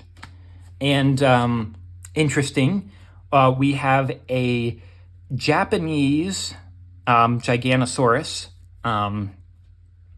and reading the stuff here, Gigantosaurus. So, you know, it's exactly as it is. It's for 5 green mana, you get just a 10/10. That's it. It's a Kuricha, and then that's probably the kanji for dinosaur, and I would not be able to read that there. There's too much kanji there for me. So, interesting that there's just a random Japanese card in here. So, sure. Oh, here we go. Another mythic in the white border here. A little bit of Minsk and Boo Timeless Heroes. Interesting how I have not gotten this in the Baldur's Gate boxes yet. Like, I don't have that version yet, but I've gotten it here in white border, and I've gotten it in the Secret Lair version as well. That's so funny. Minsk and Boo, Timeless Heroes, 2, a red and a green for a 3 loyalty planeswalker of Minsk with the static ability of when Minsk and Boo Timeless Heroes enters the battlefield and at the beginning of your upkeep, you may create Boo, a legendary 1/1 red hamster creature token with trample and haste. For adding 1 loyalty, you can put 3 +1/+1 counters on up to 1 target creature with trample or haste. I wonder what that synergizes with. And for -2 loyalty, you can sacrifice a creature, and when you do Minsk and Boo, Timeless Heroes deals X damage to any target where X is the creature's power, and if the sacrificed creature was a hamster, you draw X cards. I wonder where that would be good for. And this can also be your commander, so it's an interesting little card there. I'd like to be able to play around there and now get an extra copy that's not worth like $300. I certainly will, unless this as well is worth a pretty penny, then I might have to wait on that there. A little bit of Tinderwall, 0/3 Plant Wall Defender. You can sacrifice this to add 2 red mana, and for 1 red mana, you can sacrifice this to deal 2 damage to target creature it's blocking. That's an interesting little design there. I like that it, you know, for 1 green, you can essentially create 2 red. I think that's a funny design. Don't worry about it, with the guy underneath the safe. 1, a green and a blue for an enchantment aura with enchant card in your hand. Okay. The enchanted card costs 1 less to cast, and when you cast the enchanted card, copy it. That is so good. Oh my, that is such a good card. Like, there's no way that they're going to print that there. That is just way too good. I mean, it would... I have a green-blue copy deck there, so being able to copy an additional time for, 3 mana, but also make it 1 less, yeah, that's way too good. A little bit of Constricting Sliver, 5 and a white for a 3/3 Sliver with slivers you control have when this ETBs. When that creature ETBs, you may exile target creature an opponent controls until that creature leaves the battlefield. Got to be careful with those ones there, but, giving it a little bit of Oblivion Ring effect there. Avian Changeling, 2 and a white for a 2/2 Shapeshifter with Changeling. It's every creature type, and it has flying. Able to use your Mox Jasper with that one. Forbid, 1 and 2 blue for a Interrupt, an instant there with counter target spell. It has buyback of choose and discard 2 cards, so you can counter a spell, and by discarding 2 cards, you get this back into your hand there to be able to counter something else. Annex, 2 and 2 blue for enchant land. You control the enchanted land, so for an enchantment, you get to take problem land that your opponent has and just make it yours. Okay. Audacious Thief, 2 and a black for a 2/2 human rogue with when this attacks, you draw a card and you lose a life. A little bit of Phyrexian Arena action. Another little Blight Beetle there. A little counter for those +1/+1 counters. Reckless Charge, 1 red for a sorcery with target creature gets +3/+0 and gains haste until end of turn. And you can flash it back for 2 and a red. All right. Oh, Reckless Charge on the Reckless Barbarian, maybe? 1 and a red for a 2/2 Dragon Barbarian with you can sacrifice this to add 2 red. So, it's just an investment there if you can get the 2 red at any time later on. A little bit of Strangle Root Geist, 2 green for a 2/1 spirit with haste and undying. It'll come back with a +1/+1 one time. Evolution Sage, 2 and a green for a 3/2 with whenever a land enters the battlefield under your control, proliferate. This is a good one here. Proliferating on your landfall triggers, yeah, that can be dangerous. Good old Nomad Outpost there for our Mardu. ETB's tapped, and you get can tap that's for red, white, or black. Ooh, interesting. So they're taking this from the vault Annihilation. They are Cataclysm, 2 and 2 white for a sorcery with each player chooses from among the permanents he or she controls an artifact, a creature, an enchantment, and a land, and then sacrifices the rest. I mean, if you're playing Mardu and you've got your Mayhem Demo out there, yeah, there's probably sacrificing a lot, including, you know, essentially going down to 1 land. So that's a bit of a yikes there. Oh, Veil of Summer, I know, was also pretty good when it was out at the time there. For 1 green, you get an instant withdraw a card if an opponent has cast a blue or black spell this turn. Spells you control can't be countered this turn, and you and permanents you control gain hexproof from blue and black until end of turn there. Nice little one there. Oh, now this one I know is going to be worth money. Thassa's Oracle, Game Ender in CEDH. 2 blue for a 1/3 Merfolk Wizard with when this enters the battlefield, look at the top X cards of your library, where X is your devotion to blue. Put up to 1 of them on top of your library and the rest on the bottom of your library in a random order. If X is greater than or equal to the number of cards in your library, you win the game. And this was also done by Jesper Edgething, the person that had done the deflecting swap there. So he's making some good cards, so that one is definitely a good one there with some value. And we're getting a little bit of Jundum out. For 1 black, 1 red, and 1 green, we're going to get a sorcery with Retrace. Sorry, no room for the reminder text there. I don't even remember what Retrace does. Choose 1 at random, create a copy of the chosen card. You may cast the copy without playing its mana cost. Either Abrupt Decay, Blightning, Bloodbraid Elf, Lightning Bolt, Liliana of the Veil, or Tarmogoyf. So just anything that's in those that was in that Jundum out deck there. Interesting. Funny little one there. That's good. I mean, this is why I like it. You just get some random stuff that could just be so cool.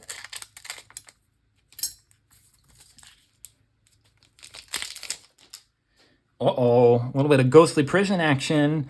2 and a white for an enchantment with creatures can't attack you unless their controller pays 2 for each creature attacking you. Nice little stalling tactic.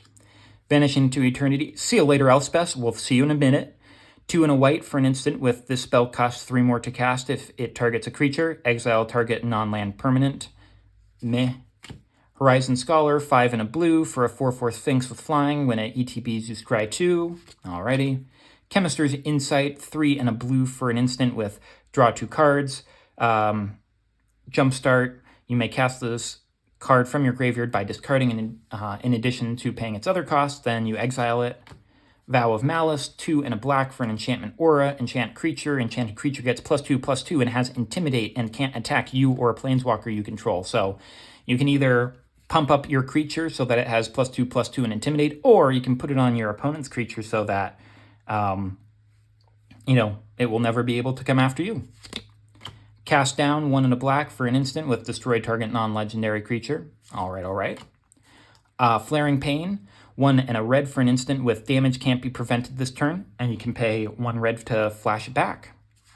A little bit of Brute Force from our future site there. 1 red for target creature gets +3/+3 until end of turn there. So a little bit of red giant growth there. You know, just mixing up the color pie a little bit. Hey, we saw this one before there. Bushwhack. 1 green for a sorcery. You can either search your library for a basic card to reveal and put in your hand, or you can have target creature you control fight another creature. What a Temur Sabertooth, 2 and 2 green for a 4/3 cat with 1 and a green.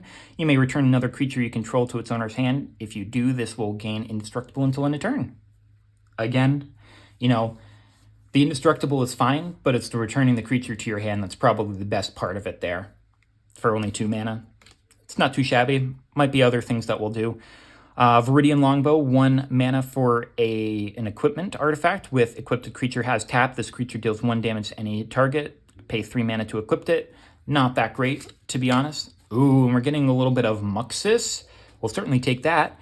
Muxus, Goblin Grandee, 4 and 2 red for a 4/4 legendary Goblin Noble. When Muxus Goblin Grandee enters the battlefield, reveal the top 6 cards of your library. Put all goblin creature cards with converted mana cost 5 or less from among them onto the battlefield and the rest on the bottom of your library in a random order. Whenever Muxus attacks, it gets +1/+1 until end of turn for each other's goblin you control, so it goes pretty well with Krenko there. You can make him pretty big there, and you get a lot of guys. And it's an ETB trigger, so if you are able to somehow get him back to your hand in some manner, you can play him out again and hopefully get all of your goblins out there again. Certainly will take that one there. A little bit of Mardu Outrider, 1 and 2 black for a 5/5 Orc Warrior with, as an additional cost to cast a spell, you discard a card. It's a little bit of a meh for me. It's a 5/5 that makes you discard a card. Sure, you know, if you want to discard a card there, it's fine, but I think there are other better ways to do that. Ooh, we'll certainly take that. A mythic in our future sight framing there. Natural Order, sorcery, as an additional cost to cast this spell, you sacrifice a green creature, you search your library for a green creature card, you put it on the battlefield, and then you shuffle. I'm trying to remember if this is banned or if it's a game changer in Commander. Either way, I'll certainly take it because I don't have a Natural Order. And we're also going to get 2/4. 1 and a blue for an instant with choose one or both. Put a base power 4 counter on target creature, or put a base toughness 4 counter on target creature. Interesting. Just a nifty little one there, I guess.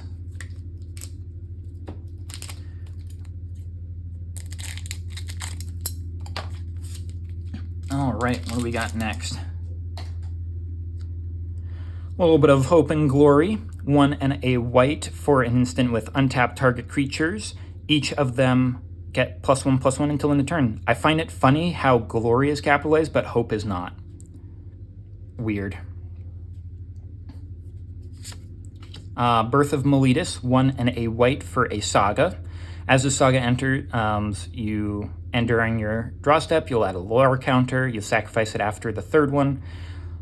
So when you initially play it, you'll get to search your library for basic planes, reveal it, put in your hand, and then shuffle.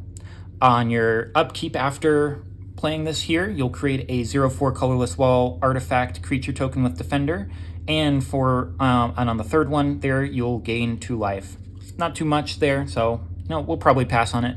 Hard Evidence, 1 blue mana for a sorcery to create a 0/3 blue crab creature token, and you get to investigate, putting a clue out there. You gotta love your little crabs there. A little bit of Mystic Subdual, 1 and a blue for an enchantment aura with flash. Enchant creature gets -2/-0 and loses all abilities. Interesting, and mutating won't give them abilities. So again, another little enchantment to prevent some wacky abilities from going out of hand there. Definitely interesting on that one there. Feign Death, 1 black mana for an instant with until end of turn. Target creature gains when this creature dies. Return it to the battlefield tapped under its owner's control with a +1/+1 counter on it there. I think we've seen something interesting with this, what with Scam there, so who knows, that could be another way to get those there. Raise Dead, 1 black mana for a sorcery with return any 1 creature from your graveyard to your hand. Just a good little bring it back to your hand there, I guess. Fireslinger, 1 and a red for a 1/1 wizard with tap. Fireslinger deals 1 damage to target creature or player and 1 damage to you. Okay.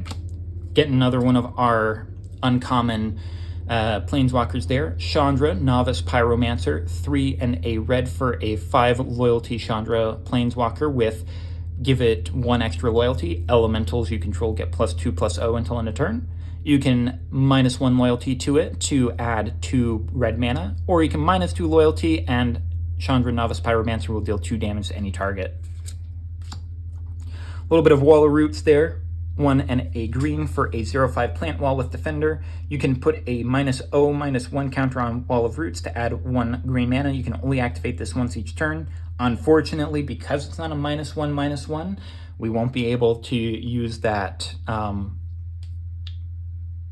Vizier of Remedies to be able to stop that there. So, unfortunate. A little bit of Dread Lenorm.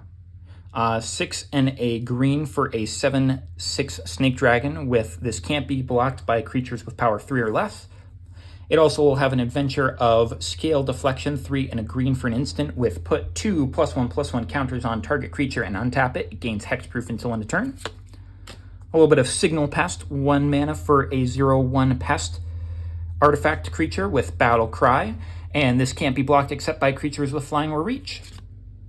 Oh, another mythic for us. I remember when this one used to be a really, really expensive card there, and I had opened it up in the packs there, and I was just like, yeah, I'm so cool with it. Gideon, Ally of Zendikar, 2 and 2 white for a 4 loyalty Gideon Planeswalker with put a extra loyalty counter on this, and until end of turn, Gideon, Ally of Zendikar becomes a 5/5 human soldier ally creature with indestructible. It's still a Planeswalker, and you'll prevent all damage that would be dealt to him this turn. By not putting or removing any loyalty on him, you can put a 2/2 white knight ally creature token on the battlefield, and for -4 loyalty, you get an emblem with creatures you control get +1/+1. So for 4 mana, you essentially get an Anthem effect that cannot be interacted with. Oh, white bordered, snow-covered islands. Now that's nice, particularly because, you know, snow lands there with the white. I'll certainly take that.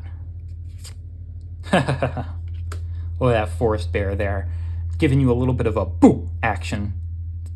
You know, just a generic 2/2 for 1 and a green there. Your good old grizzly bear action, just in that framework there.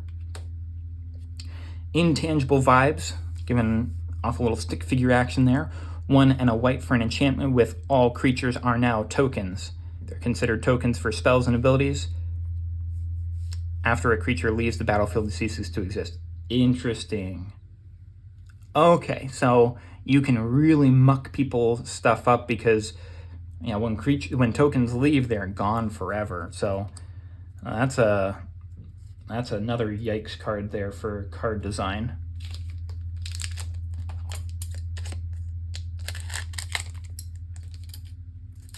Okay.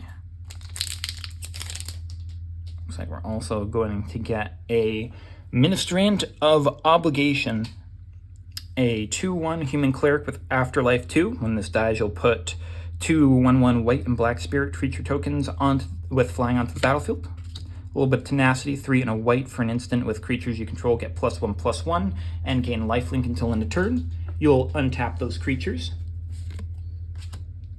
Fade Away, 2 and a blue for a sorcery with, for each creature that creature's controller pays 1 or sacrifices a permanent. Interesting. Trying to get them to use up their mana, I guess. Mind Bend, 1 blue for an instant with change the text of target permanent by replacing all instances of 1 color word or basic land type with another. There are some things that deal with that are interesting. I'll have to think of that. Death Greeter, 1 black for a 1/1 human shaman creature with whenever another creature is put into a graveyard from the battlefield, you may gain 1 life. Okay. Crippling Fatigue, 1 and 2 black for a sorcery with target creature gets -2/-2 until end of turn, and you can flash it back for 1, a black, and paying 3 life. All right. Magma. I got really close to saying the Pokemon Magmar just because it sounds so close to it there.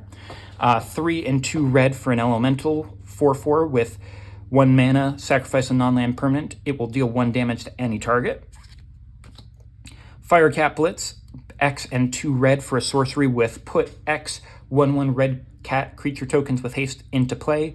Remove them from the game at the end of the turn, and you can flash it back for 2 red and sacrificing X mountains.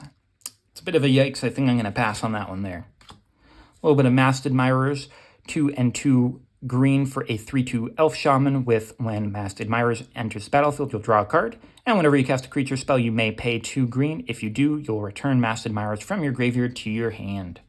Alrighty.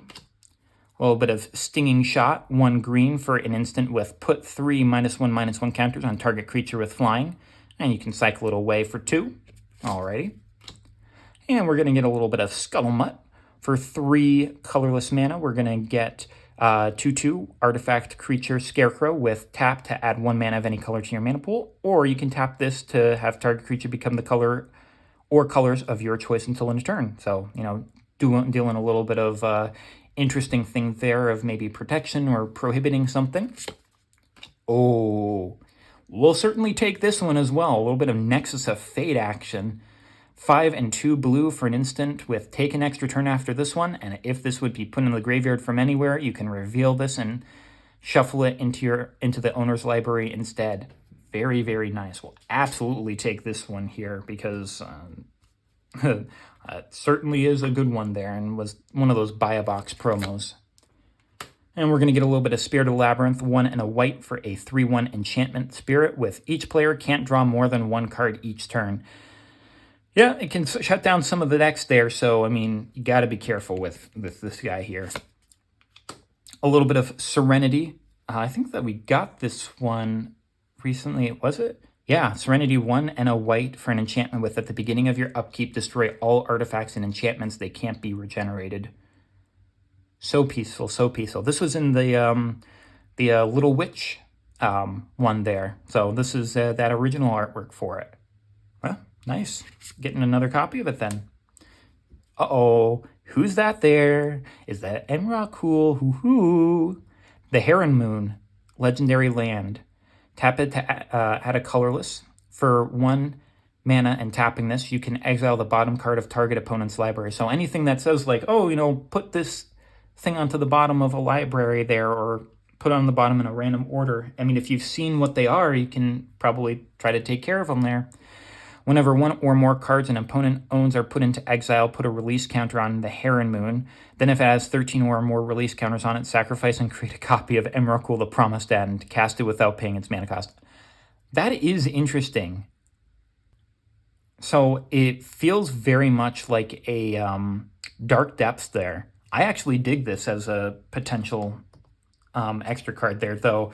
You know, they'll definitely have to go to Innistrad again and find a way to have them release Emrakul. So, I mean, I'm keen on going back to Innistrad there and having another little Eldrazi adventure. Omen of the Sun, 2 and a white for an enchantment with flash. When this ETBs, you'll create 2 1/1 white human soldier creature tokens and gain 2 life. You can pay 2 and a white to sacrifice this to scry 2. Desperate Lunge, 1 and a white for an instant with target creature gets +2/+2 and gains flying until end of turn, and you'll gain 2 life. A little bit of Siren Storm Tamer, 1 blue for a 1/1 Siren Pirate Wizard with flying with blue, and you can sacrifice Siren Storm Tamer to counter target spell or ability that targets you or a creature you control.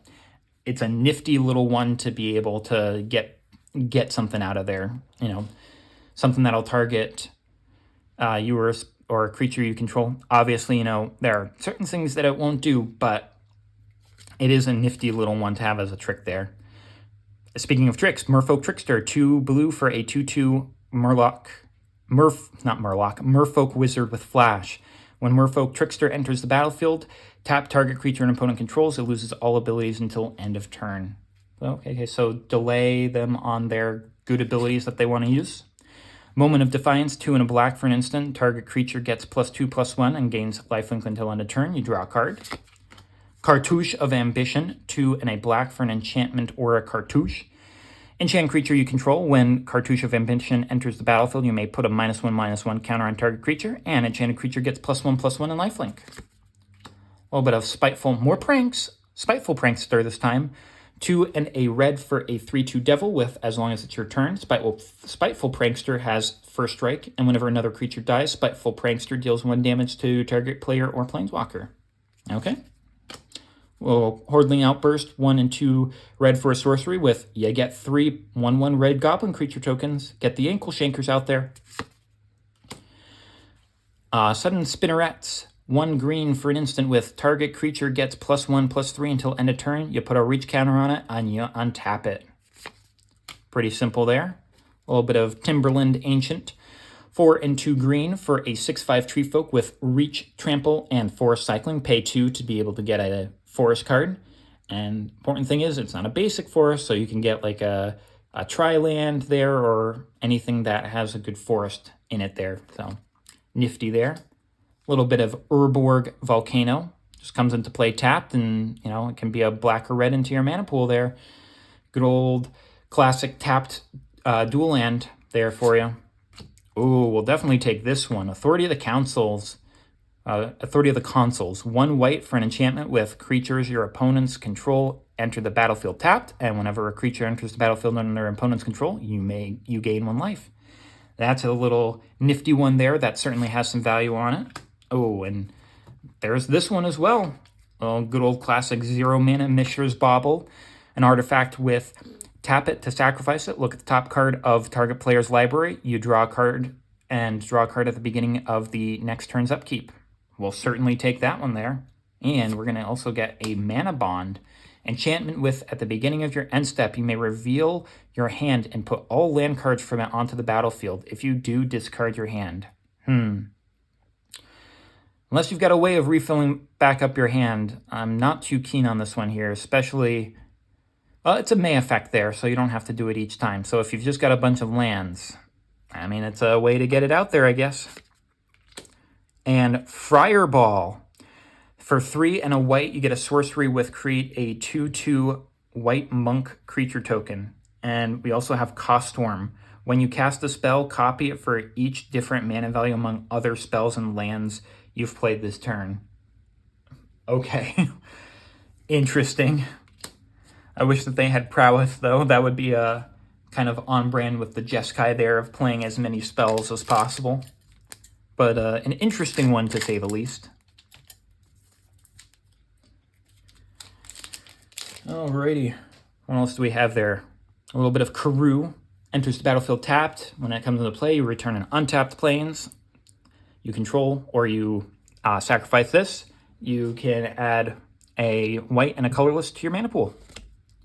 Master of Arms, 2 and a white for a 2/2 soldier with first strike with 1 and a white. Tap target creature blocking Master of Arms.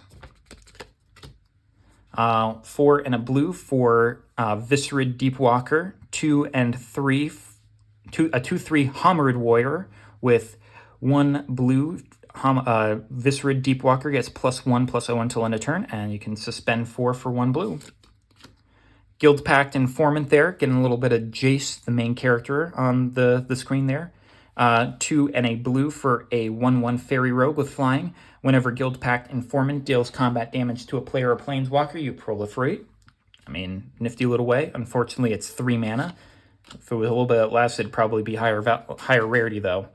Keeper of the Dead, 2 black for a 1/2 wizard with 1 black. Tap it, destroy target non-black creature. Play this ability only if that creature's controller has at least 2 fewer creature cards in his or her graveyard than you have in yours. So you want to be milling a whole lot out to be able to use that ability if you want to. Withered Wretch, 2 black for a 2/2 zombie cleric.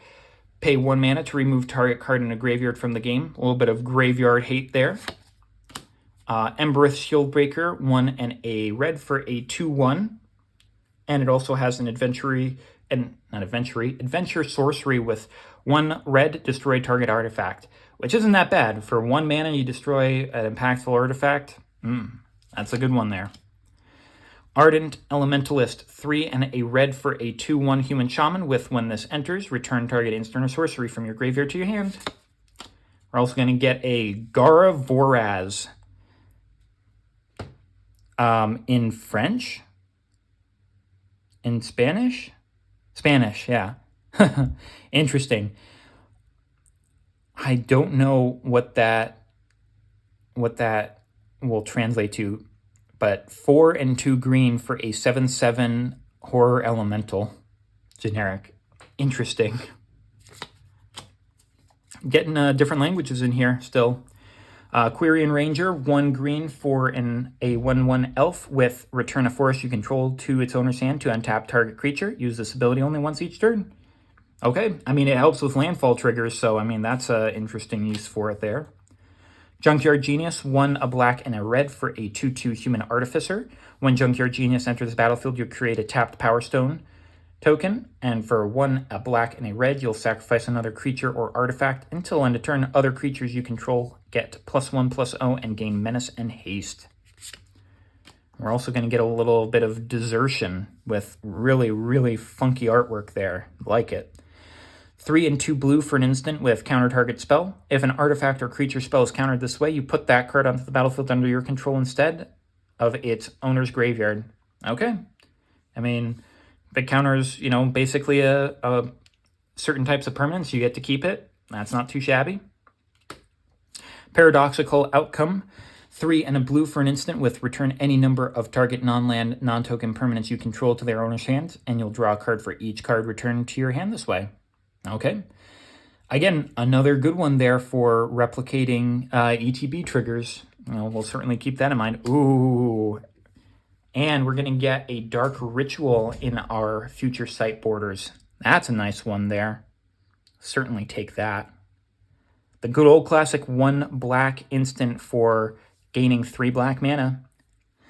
I'm hoping that's going to be something good because we don't often see Dark Rituals pop up like that. And we'll also have Search Elemental. For 1 blue, we'll get a 1/1 Elemental with whenever you search your library, you'll scry 1. And it'll also have Scry Fall. Whenever you scry, put a +1/+1 counter on Search Elemental. It can't be blocked this turn. That's not too shabby. And, you know, it's also referencing the website there. So, I think that's a nice little Easter egg on it. But man, we're also getting Dark Rituals as well. That's a pretty nifty one there to get, for sure. Also going to get a Restoration Specialist, 1 and a white for a 2/1 Dwarf Artificer. For 1 white, you can sacrifice Restoration Specialist to return up to 1 target artifact card and up to 1 target enchantment card from your graveyard to your hand. Okay, so return a little bit of stuff there, enchantments and artifacts for essentially 3 mana. You get 2 of them. That's not too bad. Spirit Mantle, 1 and a white for an enchantment aura. Enchant creature gets +1/+1 as protection from creatures. So you'll just swing in and they can't block you. Careful Study, 1 blue for a sorcery with draw 2 cards. Then you'll discard 2 cards. Okay, you know, being able to fill up your graveyard there. A little bit of Brilliant Plan for 4 and a blue. You'll sorcery with draw 3 cards. This looks like it's from like Mu Yan Ling there, so a little bit of that Chinese set there. So probably don't have that one there, at least not that artwork. Chittering Rats, 1 and 2 black for a 2/2 rat with when this ETBs, target opponent puts a card from their hand on top of their library, so, you know, prevent them from essentially drawing a card that turn. A little bit of Orshav Enforcer, 1 and a black for a 1/2 human rogue with Death Touch and Afterlife 1. When it dies, you'll get a 1/1 white and black spirit creature token with flying. Gatham Raiders, 3 and 2 red for a 3/3 human warrior with Hellbent. It gets +2/+2 if you have no cards in your hand. You know, Hellbent isn't the best of abilities there, so probably be passing on this one, and you'll have Morph, play it face down for 3, and you can put it face back up by discarding a card. Okay. Pitchstone Wall, 2 and a red for a 2/5 wall. Wall scan attack, so it has Defender. Whenever you discard a card from your hand, you may sacrifice Pitchstone Wall. If you do, return the discarded card from your graveyard to your hand. Okay, interesting. Again, like I've got my Angie Falconroth deck, but a lot of the times you want to play that card that's discarded because it'll have Madness. A little bit of Destiny Spinner, 1 and a green for a 2/3 enchantment human. Creature and enchantment spells you control can't be countered. Okay. 3 and a green. Target land you control becomes an XX elemental creature with trample and haste until end of turn, where X is the number of enchantments you control. It's still a land. Okay. Another Cartouche, this time Cartouche of Strength. 2 and a green for an enchantment or a Cartouche. Enchant creature you control when Cartouche of Strength ETBs, you may have enchanted creature fight target creature and opponent controls, and that enchanted creature will have +1/+1 in trample. Okay, a little bit of removal there. A little bit of Agent of Antiquities from our conspiracy. Something that is specific for drafting cards here. For 2 colorless, you get a 2/1 artifact construct. If you're drafting, you'll draft this face up, and instead of drafting a card from a booster pack, you may draft each card in that booster pack one at a time. If you do, turn Agent of Antiquities face down, and you can't draft cards for the rest of this draft round. Basically saying that unless you use this in a draft there, now that it's open, it really can't be done unless you do some sort of like cube draft or something like that, where, you know, but I don't know how that'll work because, I mean, it's not in a pack, so it's just a generic 2-mana, 2/1 artifact creature. Uh-oh. This is interesting here. This, Elmar Ulvenwald Informant. 1, a red and a green, 3/2 legendary human with haste. Whenever you cast your second spell each turn, untap target creature, then investigate. Which means you'll create a clue token, and it'll have friends forever. You can have 2 commanders if both have friends forever. Now that's very interesting because, as you can see, as friends forever, it's got the promo. This is a secret lair replacement for a this is a replacement for the secret lair Stranger Things, and I believe that this was Max there. I never saw Stranger Things, but I do have the secret lair, and I know that this is Max there. So it's interesting to finally get it there and to have like the copies there. I know that they said that they would eventually make them. I don't know if this is the only place that they are going to be putting them there, but I think that's really cool to finally be able to get one. Kind of like how we got the E-Honda one there as well in the Toughness Matters Absyn deck. We're going to get a white bordered Thought Vessel, 2 mana for an artifact. You have no maximum hand size, and you can tap it for a colorless. Good old classic one there. A little bit of Crackdown, 2 and a white for an enchantment with non-white creatures with power 3 or greater don't untap during their controller's untap steps. Okay, a little bit of control there. And we're going to get a little bit of Muragonda Eldrazi, 4 and a white for a 6/5 Eldrazi dinosaur with Devoid, so it technically has no color. This also has deworded. This creature counts as having no abilities. Interesting. When you cast this spell, put a primeval counter on target creature. A creature with primeval counter loses all abilities and can't gain abilities. Okay. So that goes along with that other one there of they can't gain abilities. I don't know if that was another one of these test cards here. Unintangible Vibes, not 2x4.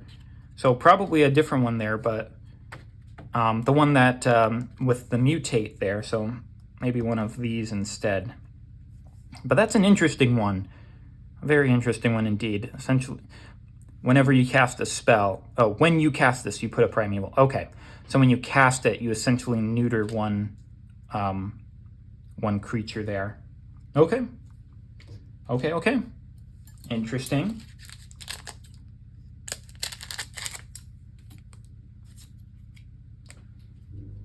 All right.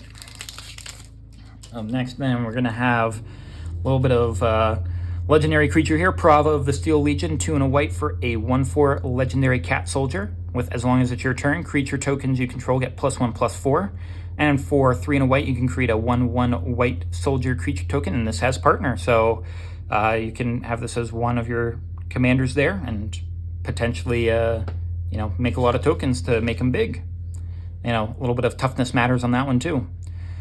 Perimeter Captain, 1 white for a 0/4 human soldier with Defender. When a creature you control with Defender blocks, you may gain 2 life. Okay. A little bit of Flash of Insight. X, a 1 and a blue for look at the top X cards of your library. Put 1 into your hand and the rest on the bottom of your library. And you can flash back 1 and a blue. Remove X blue cards from your graveyard, in your graveyard from you play as an additional cost for it. And then X will be what you can look at there. Okay. A little bit of Fumble, 1 and a blue for an instant with return target creature to its owner's hand. Gain control of all ores and equipments that were attached to it, then attach them to another creature. Interesting. So you can either use this to bring your own creature back for ETBs, or if your opponent has a Voltron commander, you can return that to its owner's hand, and then you can take all of their stuff for it. Okay, that's an interesting one there. Dockside Chef, 1 black for a 1/2 enchantment human citizen. With 1 and a black, sacrifice an artifact or creature to draw a card there. Okay, a little bit of aristocrat action. Severed Strands, 1 and a black for a sorcery with, as an additional cost to cast a spell, sack a creature. You gain life equal to the sacrifice creature's toughness, and you destroy target creature an opponent controls. Okay, so this is like Bone Splinters, except you also gain life equal to the toughness. So, you know, a little bit of power creep on that there. Pardic Collaborator, 3 and a red for a 2/2 Barbarian with first strike. For 1 black, it gets +1/+1 until end of turn. Okay. Boots of Speed, 1 red for an for a artifact equipment with equipped creature gets +1/+0 and has haste, and you can equip it for 1 mana. We'll also have Woodland Changeling, 1 and a green for a 2/2 Shapeshifter, which will just have the Changeling creature type there, and it'll be every creature type. Okay. Night Soil, 2 green for an enchantment with pay 1, exile 2 creature cards from a single graveyard to put a 1/1 green Saproling creature token on the battlefield. Okay, could go well with the Shrufus there, getting some extra Saprolings out. A little bit of Rutha, Mercurial Artist, 1 a blue and a red for a 1/4 legendary Orc Shaman with pay 2 mana, return Rutha Mercurial Artist to its owner's hands to copy target instant or sorcery you control, and you may choose new targets for the copy. Interesting one there. I might have to look at this one again for my duplicating deck, or in something like that Jeskai deck there, of being able to copy additional cards there, because, I mean, only 2 to essentially copy something. You do have to play it down for 3, but I think you'll be able to get around that there. And it looks like we're going to get some Insult. Let's see here. Insult to Injury, Insult and Injury. Something like that. Insult, 2 and a red for a sorcery with damage can't be prevented this turn. If a sorcery you control would deal damage this turn, it deals double that damage instead. All right, nice. And for in the graveyard, you'll have Injury, 2 and a red for a sorcery. Injury deals 2 damage to target creature and 2 damage to target player. So, I mean, you could play them back to back to deal, you know, the 8 total for 6, but you're probably going to be doing Injury at a later time, just for when you can't do anything else, and you're going to want to be doing the Insult as a big one there. We're also going to get Seed Time, 1 and a green for an instant with cast a spell only during your turn. Take an extra turn after this one if an opponent casts a blue spell this turn. Okay, so an interesting little extra turn spell in green that you don't normally see, and it's also drawn by the fabulous Rebecca Guy. I don't know how to say her last name there, but her art is absolutely recognizable there. So it's an interesting card, certainly there, and I'm glad to get it. And we're going to get a little bit of counterbalance. Enchantment for 2 blue. Whenever an opponent casts a spell, you may reveal the top card of your library. If you do, counter that spell if it has the same mana value as the revealed card. So if you're able to, you know, manipulate the top of your graveyard, or if you're in a format where, you know, you're only playing like 1, 2, 3 mana spells or 0, being able to counter most things there is kind of impactful. And we're also going to get Pokey the Scallywag. Again, more is it. That's always nice for me. A blue and a red 2/2 legendary Bushwag pirate with menace. If you would flip a coin, you may instead roll a d20 on a 1 to 10. 1 to 10 is the tails, and 11 to 20 is heads. It counts as rolling a die, not flipping a coin. If you would roll a d20, you may instead flip a coin. Tails is 1 and heads is 20. Uh-huh. Oh my, that is actually bonkers. And I say that because this would be an amazing card for anything that's like a rolling the dice deck in a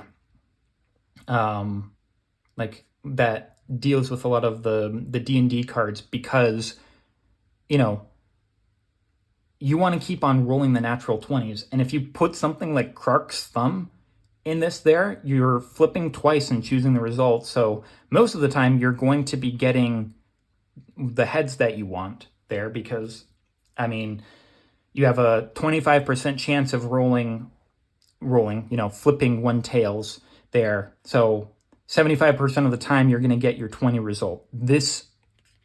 I want this card. Like, I actually really, really want that card to be able to make around it there. I mean, and if it never does become one there, I definitely want to try to rule zero it and see if people would be fine with me running it as a commander there, because it is just such a cool one, and I think a little bit busted. Rebuff the Wicked, 1 white for an instant with counter target spell that targets a permanent you control. Little white counter spell, certainly we'll take that, that's interesting. Resolute Reinforcements, 1 and a white for a 1/1 human soldier with flash. When it ETBs, you'll create a 1/1 white soldier creature token. I think we've seen that one there recently. A little bit of Runaway Together. We've seen that one recently as well. 1 and a blue for an instant. Choose 2 target creatures controlled by different players. Return those creatures to their owner's hand. Get rid of something impactful of your opponent and potentially return one of your things that you want ETB triggers. Time of Ice. 3 and a blue for a Saga with, on the first turn and during your first upkeep, you'll tap target creature an opponent controls. It doesn't untap during its owner's untap step for as long as you control Time of Ice. On the second upkeep, you'll sacrifice after this. You'll return all tapped creatures to their owner's hands. So, that thing is going to be untapping, and it's eventually going to be returned to the hand. Battle Rage Blessing, 1 and a black for an instant with target creature gains Death Touch and Indestructible until end of turn. Okay. Zombie Cutthroat, not a Zulaport Cutthroat, just Zombie Cutthroat. 3 and 2 black for a 3/4 zombie with Morph. So you'll play it face down for 3, and then for 5 life, you can turn it face up. I'm going to pass on that one there. Sarkhan's Whelp, 2 and a red for a 2/2 dragon with flying, and whenever you activate an ability of a Sarkhan Planeswalker, Sarkhan's Whelp deals 1 damage to any target there. Okay. Molten Birth, 1 and 2 red for a sorcery with put 2 1/1 red elemental creature tokens on the battlefield, then flip a coin. If you win the flip, return Molten Birth to its owner's hand. So, again, a little Krark's Thumb action there. Hunter's Edge, 3 and a green for sorcery with put a +1/+1 counter on target creature you control. Then that creature deals damage equal to its power to target creature you don't control. Okay. Twin Silk Spider, 2 and a green for a 1/2 spider with reach. When at ETBs, you'll create a 1/2 green spider creature token with reach. So you'll just get twice as many.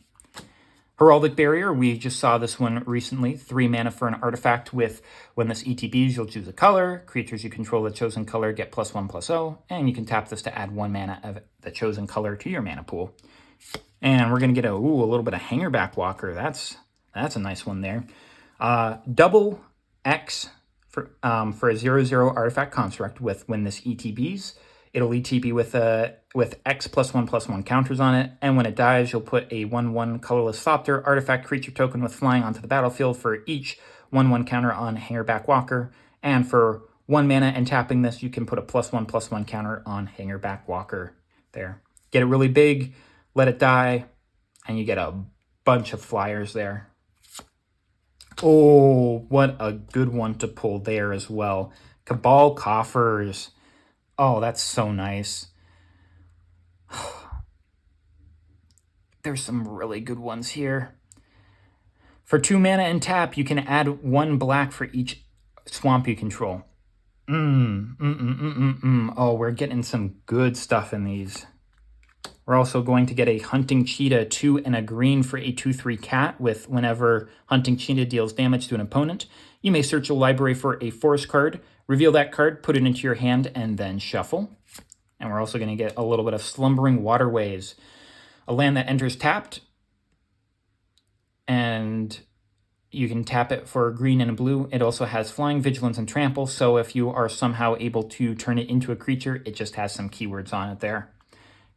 An interesting take on the dual land that enters in tapped. Okay, I mean, it definitely has a place for things, so I mean, I'm not complaining. I'll certainly take any of the stuff that I can because, like I said, it's all just cool. We're going to get a little bit of Spirited Companion there. A little bit of our the Cats versus Dogs portion there. 1 and a white for a 1/1 enchantment dog with when this ETBs, you'll draw a card. Sunblade Angel, 5 and a white for a 3/3 angel with flying, first strike, vigilance, and lifelink. Just a lot of keywords there. Aqueous Form, 1 blue for an enchantment aura with enchant creature. The enchanted creature can't be blocked, and whenever a enchanted creature attacks, you'll scry 1. A little bit of Owl Familiar there. Now, I don't know about that, if owls were, I think owls were considered familiars there, so this is redundant of having the familiar type. 1 and a blue for a 1/1 summon creature, so it doesn't even have a type to it there, so it's probably bird. With flying, with whenever Owl Familiar comes into play from your hand, you'll draw a card, and then choose and discard a card from your hand. Okay. Archetype of Finality, 4 and 2 black for a 2/3 enchantment Gorgon, making all of your creatures have Death Touch, and creatures your opponents control lose Death Touch, and you can't have or gain Death Touch. Very, very interesting one there. And I did learn that, what is it there? So if you have 2 of these out there, I wonder how they interact with one another. So how the second one interacts with it there. I think it's the second one overrides the first one there, but I'll have to look that up. But I always thought these archetypes were interesting. Skull Snatcher, 1 and a black for a 2/1 rat ninja with ninjutsu black. Whenever it deals combat damage to a player, remove up to 2 target cards from that player's graveyard from the game. Okay. Oh, we saw this one before there as well. Axguard Cavalry, 1 and a red for a 2/2 dwarf berserker with tap, target creature gains haste until end turn. Okay. Lesser Gargadon, not to be confused with the Greater Gargadon. 2 and 2 red for a 6/4 beast with whenever this attacks or blocks, you sacrifice a land. Pretty meh. Dreampod Druid, 1 and a green for a 2/2 human druid with at the beginning of your upkeep, if it is enchanted, you'll put a 1/1 green sapling creature token onto the battlefield. Again, another little bit of Shroofus action there. Canopy Surge, 1 and a green for a sorcery with Kicker 2. Canopy Surge deals 1 damage to each creature with flying and each player. If you paid the kicker cost, Canopy Surge deals 4 damage to each creature with flying and each player instead. Ooh, a little bit of Crystal Vein action there. A land that you can tap to add 1 colorless mana to your mana pool, or you can tap it and sack it to get 2 mana to your mana, 2 colorless mana to your mana pool instead.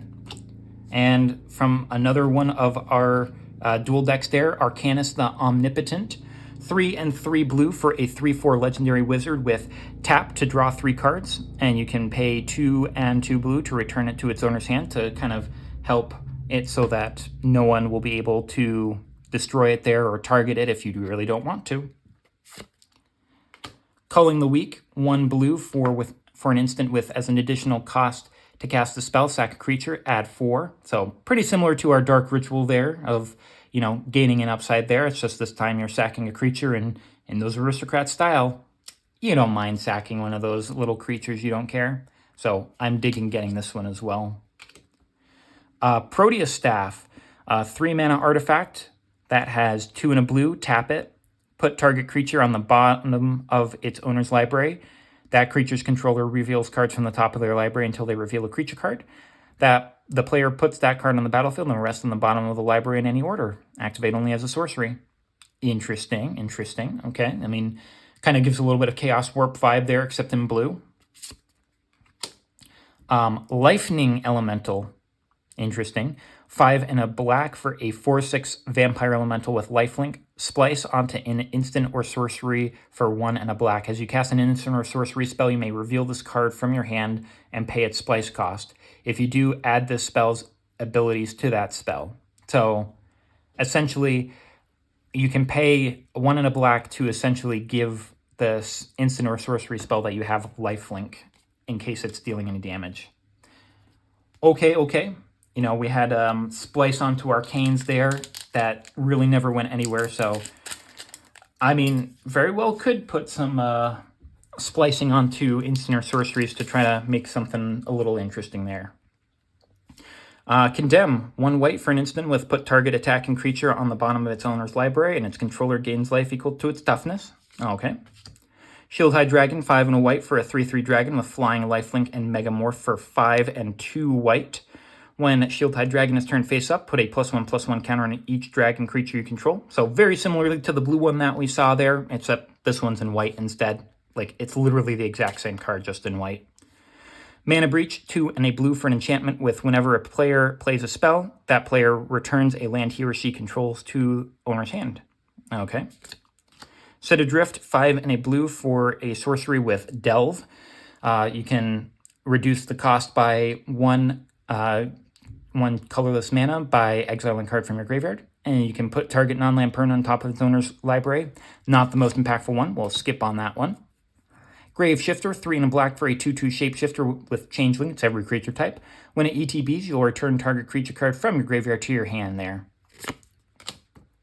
Ooh, this one used to be a big one there when it originally came out. Necrotal, 2 and 2 black for a 2/1 human assassin with first strike, and when it ETBs, you'll destroy target non-artifact, non-black creature. It can't be regenerated. A little bit of Firewing Phoenix, 3 and a red for a 4/2 Phoenix with flying, and for 1 and 3 red, you can return it from your graveyard to your hand. It's a bit expensive to return it, though. Maria's Outrider, 4 and a red for a 4/4 Elf Archer with reach and domain. When Maria's Outrider enters the battlefield, it deals damage to each opponent equal to the number of basic land types among lands you control. Okay. A little bit of Absent Beastmaster, 2 and a green for a 2/1 Hound Shaman. At the beginning of your upkeep, draw a card if you control the creature with the greatest toughness or tied for the greatest toughness. I don't know. In a Toughness Matters deck there, getting an extra draw each turn sounds pretty good to me. Primal Rage, 1 and a green for an enchantment with all creatures you control gain trample. Okay, certainly. Ooh, one of my favorite walls, Wall of Denial. 1, a white and a blue for a 0/8 wall with Defender, Flying, and Shroud. I'll certainly take more of those. Definitely like these. Ooh, and getting ourselves a little Noble Hierarch as well. For 1 green, we get a 0/1 human druid with Exalted. Whenever a creature you control attacks alone, it gets +1/+1 until end of turn. And this creature can tap for green, white, or blue to put that into your mana pool. Ooh, good old Leyline of the Void. 2 and 2 black for an enchantment with, if this isn't in your opening hand, you may begin the game with it on the battlefield. If a card would be put into an opponent's graveyard from anywhere, exile it instead. That good old graveyard hate. A little bit of Mana Flare, 2 and a red for an enchantment with whenever a player taps a land for mana, that player adds 1 mana of any type that land produced. So just doubling up the mana for everyone there. Hopefully you'll be able to take advantage of it before someone else will be able to end you with what they got. Essence of Ajani, 2 and a white for an emblem. As a spell resolves, put it in the command zone. Whenever you cast a spell, you gain a life. Okay. Yep, that is basically the essence of Ajani there. Gaining life and making cats. So making emblems playable, I mean, kind of makes sense of why they would want to do something like Naturalize 2 to get rid of emblems, because getting rid of something that, I mean, just being able to do that there, they'll never be able to stop it. Tireless Tribe, 1 white for a 1/1 Nomad with discard a card from your hand to get it +0/+4 until end of turn. Little Barbed Spike, 1 and a white for an artifact equipment with when this ETBs, you'll create a 1/1 colorless Thopter artifact creature token with flying that you'll attach the Barbed Spike to, and the equipped creature will get +1/+0, and it'll have an equip cost of 2. Grip of the Royal for 2 and a green, 2 and a blue, you'll get an instant with Surge, 1 and a blue. You can cast it for its Surge cost if you or a teammate has already cast a spell this turn. You can tap target creature. It doesn't untap during its controller's next untap step, and you'll get to draw a card.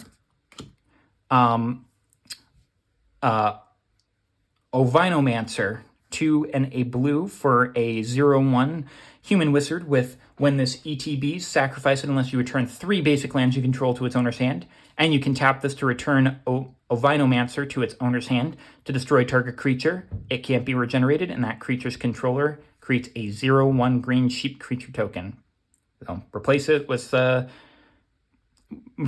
useless sheep, essentially there, but returning 3 basic lands is a little steep of a cost there. Rush of Vitality, 1 and a black for an instant with target creature gets +1/+0 and gains lifelink and indestructible until end of turn. Good old Yeheni action. Ruthless Knave, 2 and a black for a 3/2 Orc Pirate with 2 and a black, sacrifice a creature. Create 2 colorless treasure artifact tokens with tap, sacrifice this artifact, add 1 mana of any color to your mana pool, sacrifice 3 treasures to draw a card. So this Ixalan is when treasures were first introduced, so, you know, it's really telling you what the treasures do. Lava Hounds, 2 and 2 red for a 4/4 hound, so I think dog it became. Lava Hounds is unaffected by summoning sickness. It has haste. When it comes into play, it deals 4 damage to you. Ouch. Empty the Warrens. Good old classic 3 and a red for a sorcery with create 2 1/1 red goblin creature tokens, and it has Storm. You'll create a copy of it for each spell cast before it. Deglamour, 1 and a green for an instant with choose target artifact or enchantment. Its owner shuffles it into his or her library. Get rid of it. Moanvuli Acid Moss, 2 and 2 green for a sorcery with destroy target land. Search your library for a forest card and put that card on the battlefield tapped, then search your library. Okay, so a little bit of green land removal there. Yikes. Destroy their most impactful land there too. Oof. Bonder's Ornament, 3 colorless for an artifact with tap to add 1 mana of any color. And for 4 and tap, each player who controls a permanent named Bonder's Ornament draws a card. A little bit of a meh. And from a good old extra set there, so I don't have this one there. Earthshaker Giant, 4 and 2 green for a 6/6 giant druid with trample, and when this ETBs, other creatures you control get +3/+3 and gain trample until end of turn. So it's basically a we just ended up getting it there. Craterhoof Behemoth there. Yeah, we'll certainly take a Craterhoof Behemoth. Ooh, nice little artwork there for Path to Exile. Certainly take that as well. 1 white for an instant with exile target creature. Its controller may search its library for a basic land, put that card on the battlefield tapped and then shuffle. Path to Exile is not quite as good as the Swords to Plowshares, but it's a nice little 1 mana removal that's exile. We'll certainly take it. And we're going to get a foil Winds of Change. For 1 red mana, we'll get a sorcery with each player shuffles the card from their hand in their library and then draws that many. Ooh, 1 red. I've got a place where this can go. Hello, Nekusar. Oh, we saw this one on the outside there as well. Noble Ox, 4 and a white for a 2/4 Noble Ox with flash. When Noble Ox enters the battlefield, all unblocked creatures attacking you become blocked by Noble Ox, and Noble Ox can block any number of creatures. Okay. It's just going to be, a little bit of a deterrent there of trying to help you not die on 1 single turn. All right, last 2 packs. Let's see if we can get another cool thing. We are always getting cool things in these, so we're guaranteed to get it. Exile, 2 and a white for an instant with exile target non-white attacking creature. You gain life equal to its toughness. Okay. Veteran Armorer, 1 and a white for a 2/2 human soldier with other creatures you control get +0/+1. Okay. Weatherseed Fairies, 2 and a green. Wow. 2 and a blue for a 2/1 fairy with flying and protection from red. Okay. Wash Away, 1 blue for an instant with cleave. By paying its cleave cost instead of its normal one, you get rid of the bracketed word. So counter target spell that wasn't cast from its owner's hand, and by playing its cleave, you just counter target spell. Yeah, you're probably just going to want to play a better counter spell than this. That's how it's going to be. Good old classic Sign in Blood, 2 black for a sorcery. Target player draws 2 and loses 2. Yep. Lash of Malice, 1 black for an instant with target creature gets +2/-2 until end of turn. Okay. Keldon Strike Team, 2 and a red for a 3/1 human warrior with kicker, 1 and a white. When Keldon Strike Team enters the battlefield, if it was kicked, create 2 1/1 white soldier creature tokens, and as long as Keldon Strike Team enters the battlefield this turn, creatures you control have haste, so all 3 of them can attack. Fist of Flames, 1 and a red for an instant with draw a card. Till end of turn, target creature gains trample and +1/+0 for each card you've drawn this turn. I mean, if you're drawing a lot of cards there, trample and striking something can be impactful. Norwood Archers, 3 and a green for a 3/3 elf with Norwood Archers can block creatures flying. So it's a 3/3 elf with reach. Mobilize, 1 green for a sorcery with untap all of your creatures. That could be pretty good if you've got a ton of mana dorks there to be able to give you some stuff, or you can attack in and be able to basically have everything have vigilance. Belby's Armor, 3 mana for an artifact with X and tap. Target creature gets -X+X until end of turn. Okay. And a little bit of a bonus round. 1 and 2 red for a sorcery with until end of turn. Whenever a player casts an instant or sorcery spell, that player copies it and may choose new targets for that spell. Okay, for 3 mana. Okay, that's definitely going into my copy deck there. I didn't know that this was a thing. This is 100% an awesome card for me. And we're going to get a little bit of Theros action mythic there with Worst Fears. 7 and a black for a sorcery with you control target player during that player's next turn. Exile Worst Fears. So basically the extra effect on Promised End there. And a little bit of Zombie Master. I'm trying to remember if this was one of the secret layer cards that you could potentially get for the bonus sheets. 1 and 2 black for a 2/3 zombie with other zombies have Swamp Walk and other zombies have black regenerate this permanent. Okay, a little bit of extra zombie. Liliana's Other Contract. Sure, it's so double-faced. Now, interesting because Liliana's not Liliana's Other Contract. Demonic Pact is one of my favorite cards there, so I want to see what this does. 4 and a black for an enchantment with when Liliana's Other Contract ETBs, you draw 3 and you lose 3. If you would lose the game, instead exile Liliana's Other Contract, then return it to the battlefield transformed under your control. So that's the front side, is it ETBs, you draw 3, you lose 3. And then if you would lose the game, you'll flip it over. Liliana's Undead Minion, Legendary Planeswalker, you. So you are a Planeswalker with 5 loyalty. You can't lose the game. +1 for each opponent to lose 1 life, -4 to destroy target creature. So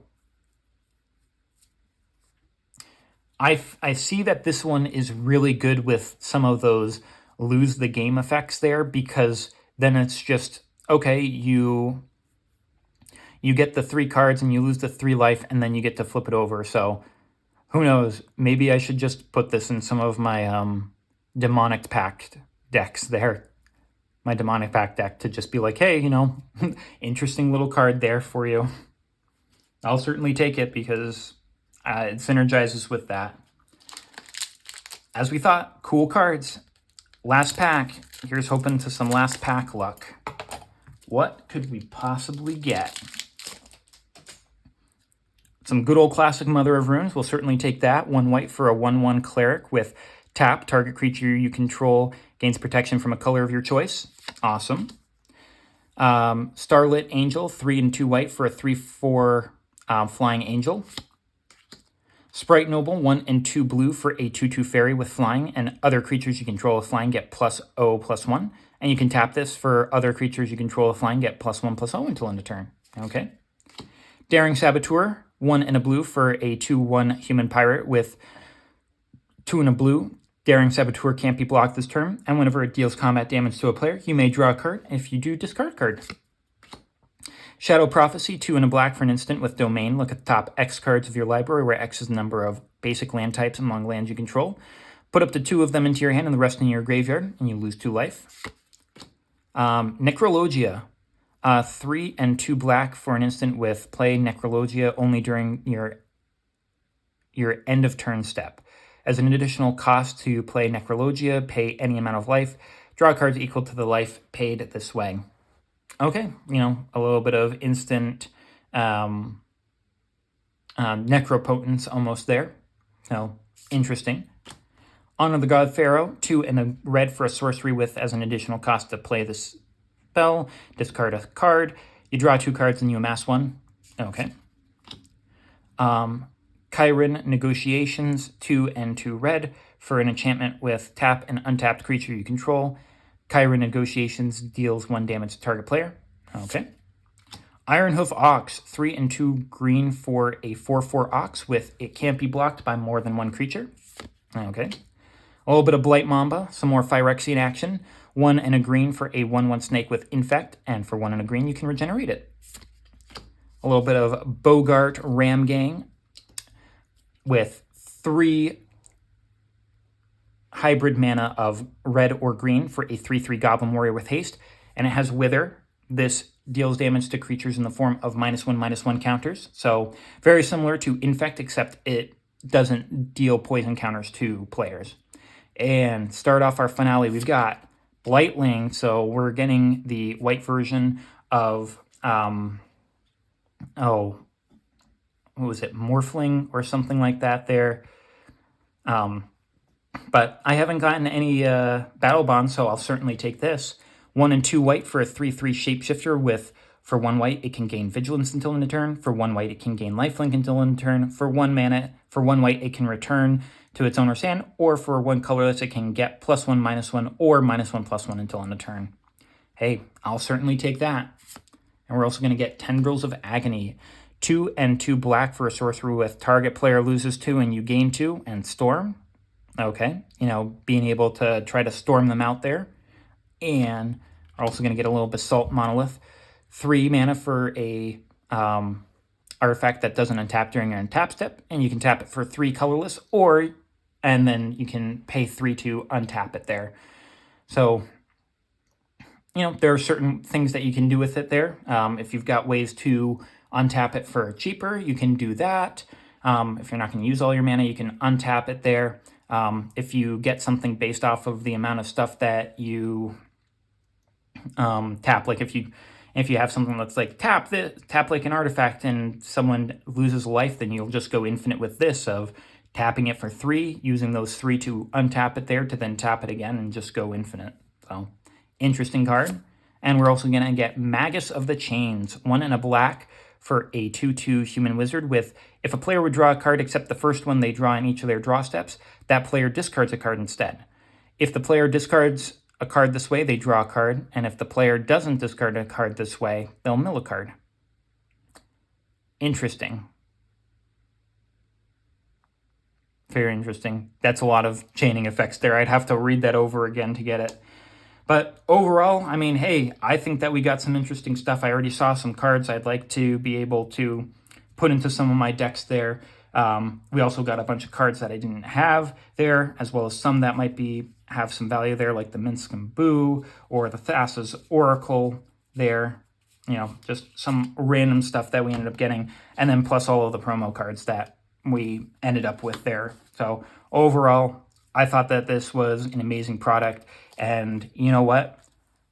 I was so thrilled about this, I ended up getting 2, so you can look forward to part 2 another time. But for now, thank you for joining me. I know that this was a long one there, but it was just such an interesting little box of cards there. So I hope you'll join me on another one. But until then, please take care of yourself. I hope you have a great day, great evening, great night, what have you. I'll see you later. Wow.